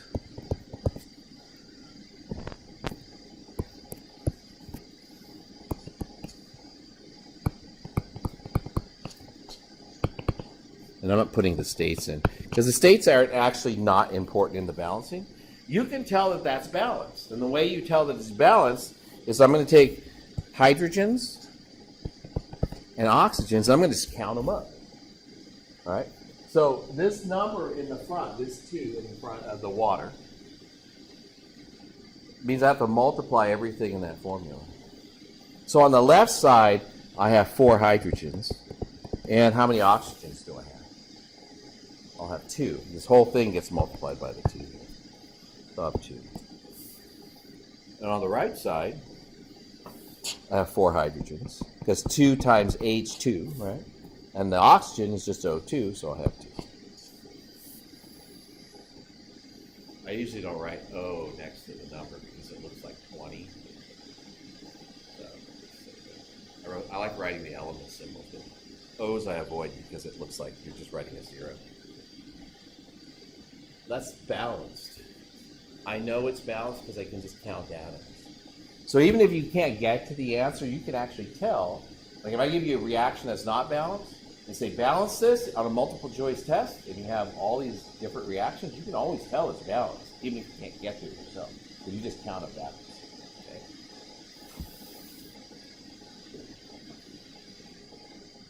So that's the other thing I wanted to make sure to tell you. Make sure you write your reactants and products correctly. Double check those things, and you can always tell when you have the right answers.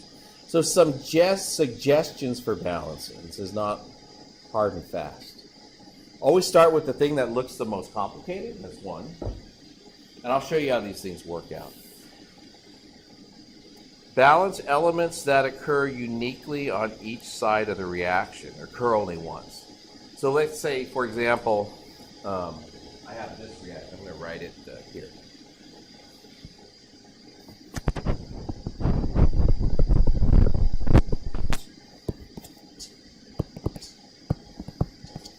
And we're not going to balance this one right away, but we'll do it in a little bit.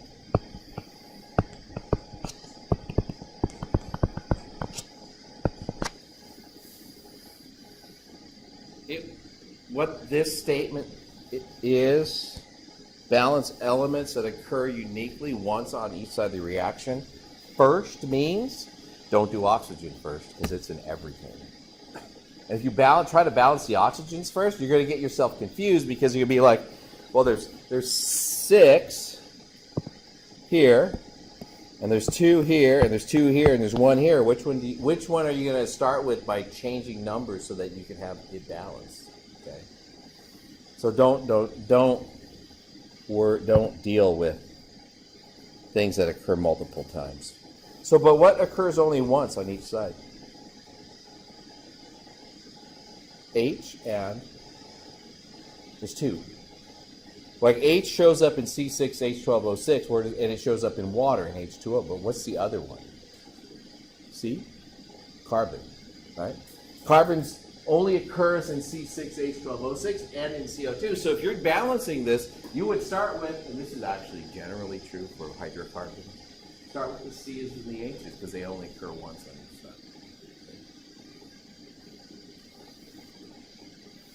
The other thing to do is leave the pure elements to balance last, like O2. You can leave that one for last. And then use a tally sheet. Tally sheet just means line in the middle, H, O, C, H, and O. How many C's do I have? How many H's do I have? Okay. I like doing it that way, but I don't do it that way normally. It takes too long. Sorry. So I'm going to show you how to do a sort of a combined method. So that was more about the tally sheet. So we're gonna try that first one.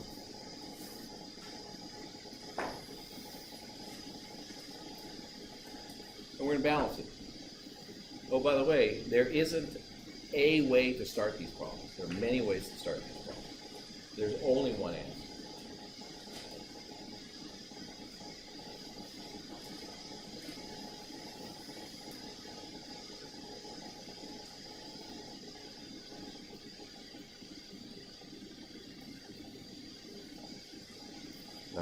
I'm gonna do something here.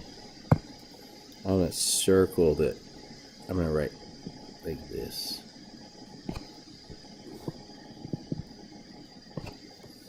I'm gonna circle those. I'll tell you why in a second. I'm gonna zoom in so you can see that one first.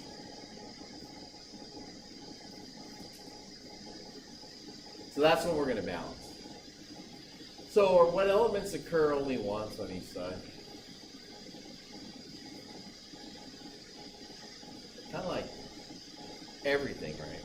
So you can start with anything. Then what the first rule was, start with the thing that looks like it's the most complicated. What that means is it has more stuff in it. If you start with that one, you'll balance more stuff with that one than anything else. So which one do you, and that's a subjective thing, that's the problem with that statement. Which looks the most complicated? Yeah, the cobalt thing on the left side. So that's what I would have started with. So what I'm going to do is I'm going to underline that so I know where I'm starting. And this is what I want you to, this is hard to do at first, but I circled the nitrate, the NO3 to minus, and I'm going to keep that together because when it's balancing, right, it's nitrate on the left and nitrate on the right, so I don't have to keep track of the nitrogen and the oxygen separately. I'm just going to keep track of it all together at one time. Okay. So if I'm going to mass balance this thing, then what I'm going to do is I'm going to look to see, okay, is the cobalt balanced? I'm going to go here. And I look on the right-hand side, and I have one cobalt, and on the left-hand side, I have one cobalt. That makes sense? But left side, right side, it's the same. So that's checked off. That's good.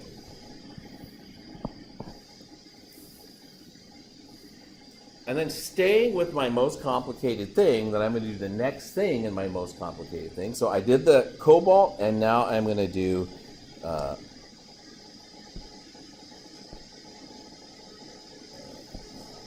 I'll do the nitrates as a group. So I have nitrate over here. Again, starting with what's in my most complicated thing. How many nitrates do I have on the right side? I have one. On the left side I have two, right? So what do I have to do? I have to get on this side. Oops. For these guys, I need to have two of those. And I can't just put a 2 subscript on the nitrate that's here. I can't just like do that. Like how this is big fat caterpillar. I can't just put that there because then the formula won't be right. So what I have to use is I have to use a number like this. All right, I got to put more space in there.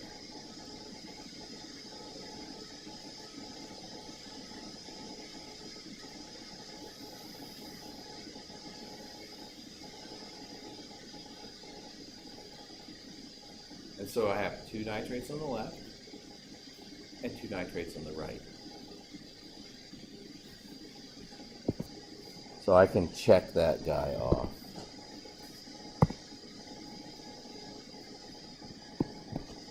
Like that.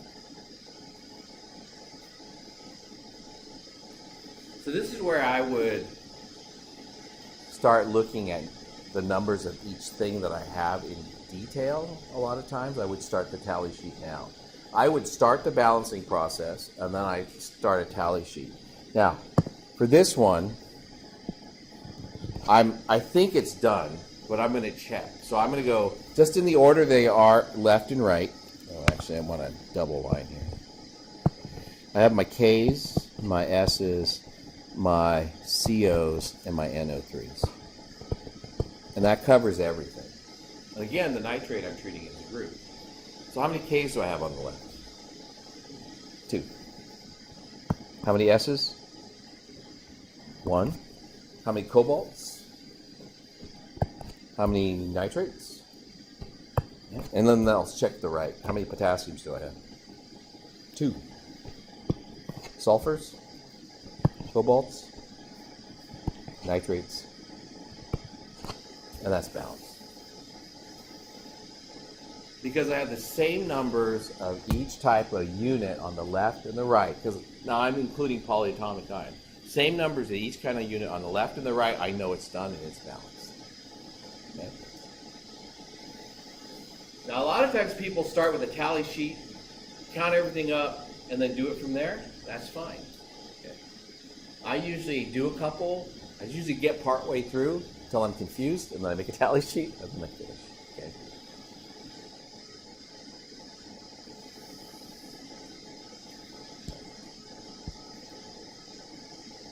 So no polyatomics in this one. Questions about what I did? Any process-wise? Nothing looks more complicated than anything else, really. Li2S and H2S kind of look equally complicated. So I'm going to do H2S. I'll start there.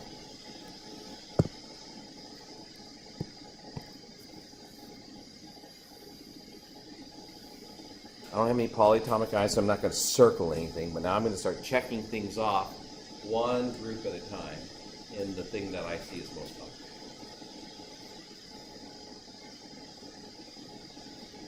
So H2S, we do hydrogens. I have 2 at H2S, but I have HI on the other side, so how many of those do I need? Anybody not know? Everybody not know? How many HIs do I need? Say it loud. 2, right? Because I'm partially deaf. Not technically, I just don't hear well. Too much loud music, old age, all those things. I need 2 here. When I do that, I can check off the H's. And now I have to do the sulfur. You've got to do everything in the more complicated thing.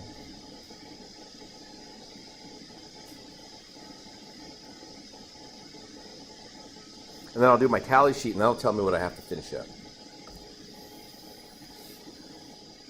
This one might be simple enough that you'll just see it. But I have 1 sulfur, and I have 1 sulfur. So that looks like it's almost done.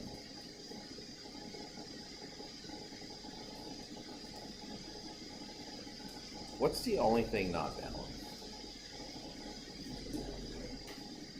The lithium on the left and the right, and the iodide left and the right, right? And this is usually what happens. You usually end up with 2 things that need to be balanced at one time because they're combined with each other and they're not balanced yet. So usually there's like 2 things that have to be finished. So at this point, I could do a tally sheet, or I could write it all out. But I'm going to go ahead and do the tally sheet. So I'm going to do H and just do them in the order that you see them. And this will help you see what's not balanced. So on the left, I have 2 H's, and I have 2 I's, and I have, yeah, I'll just write it, 2 and 2. The lithium, how many do I have? 2. And the sulfur, I have 1, right? Now on the right side, I have 2 hydrogens, and then the sulfur, I have 1. And for the I don't know, I'm trying to pronounce that. I don't know, it's Li. I have 1 and 1. So you can see here, those aren't balanced. The top one and bottom one, those are balanced. The H and the S, those are balanced. But the Li is not balanced. And the way that you have to do that is this has to be a times 2, right? They'll multiply by 2. That means I have to have a 2 in here. And when I do that, that updates this to 2 and 2.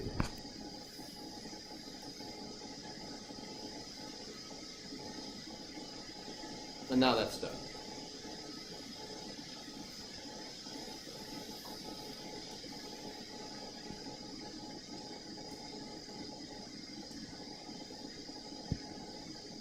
I have a whole bunch of these. But see, that's the bottom. The slides don't go any farther. We're almost done, guys. We'll do 1 more of these. And then I'll leave the rest, and you could do them tonight, and we can talk about them in the morning. Because we're going to continue from here. We're going to use these equations for doing stuff. And so you'll get a little extra break today for lunch. So which one do you want to do? Let's do this middle one. Yeah, we'll do that one. Plus my voice is almost gone. What's the most complicated thing? C2H6O, right? Like it's funny that it's not an obvious thing, but it's an obvious thing when you really look at it. So I'm going to balance everything in there first. I'm going to leave the oxygen for last, but I'm going to do C and H because the C and H occur in that compound and only once on the other side. So how many CO2s do I need? 2. How many H2Os do I need? 3. You guys got that? See the 3? Okay, so now I'll do my tally sheet. And for some of these, it does become important. C, H, and O. So I have 2 carbons on the left, I have 2 carbons on the right. I have 6 hydrogens on the left, I have 6 hydrogens on the right. And I only know that really quickly because we just did it. Now the oxygens. The oxygen's a little complicated. How many oxygens do I have on the right? How many? 5? It's not 3. It's not 5. 7. Because it's, and this is the way I usually do it. I have 4 in the first compound. I have 3 in the second compound. There's 7.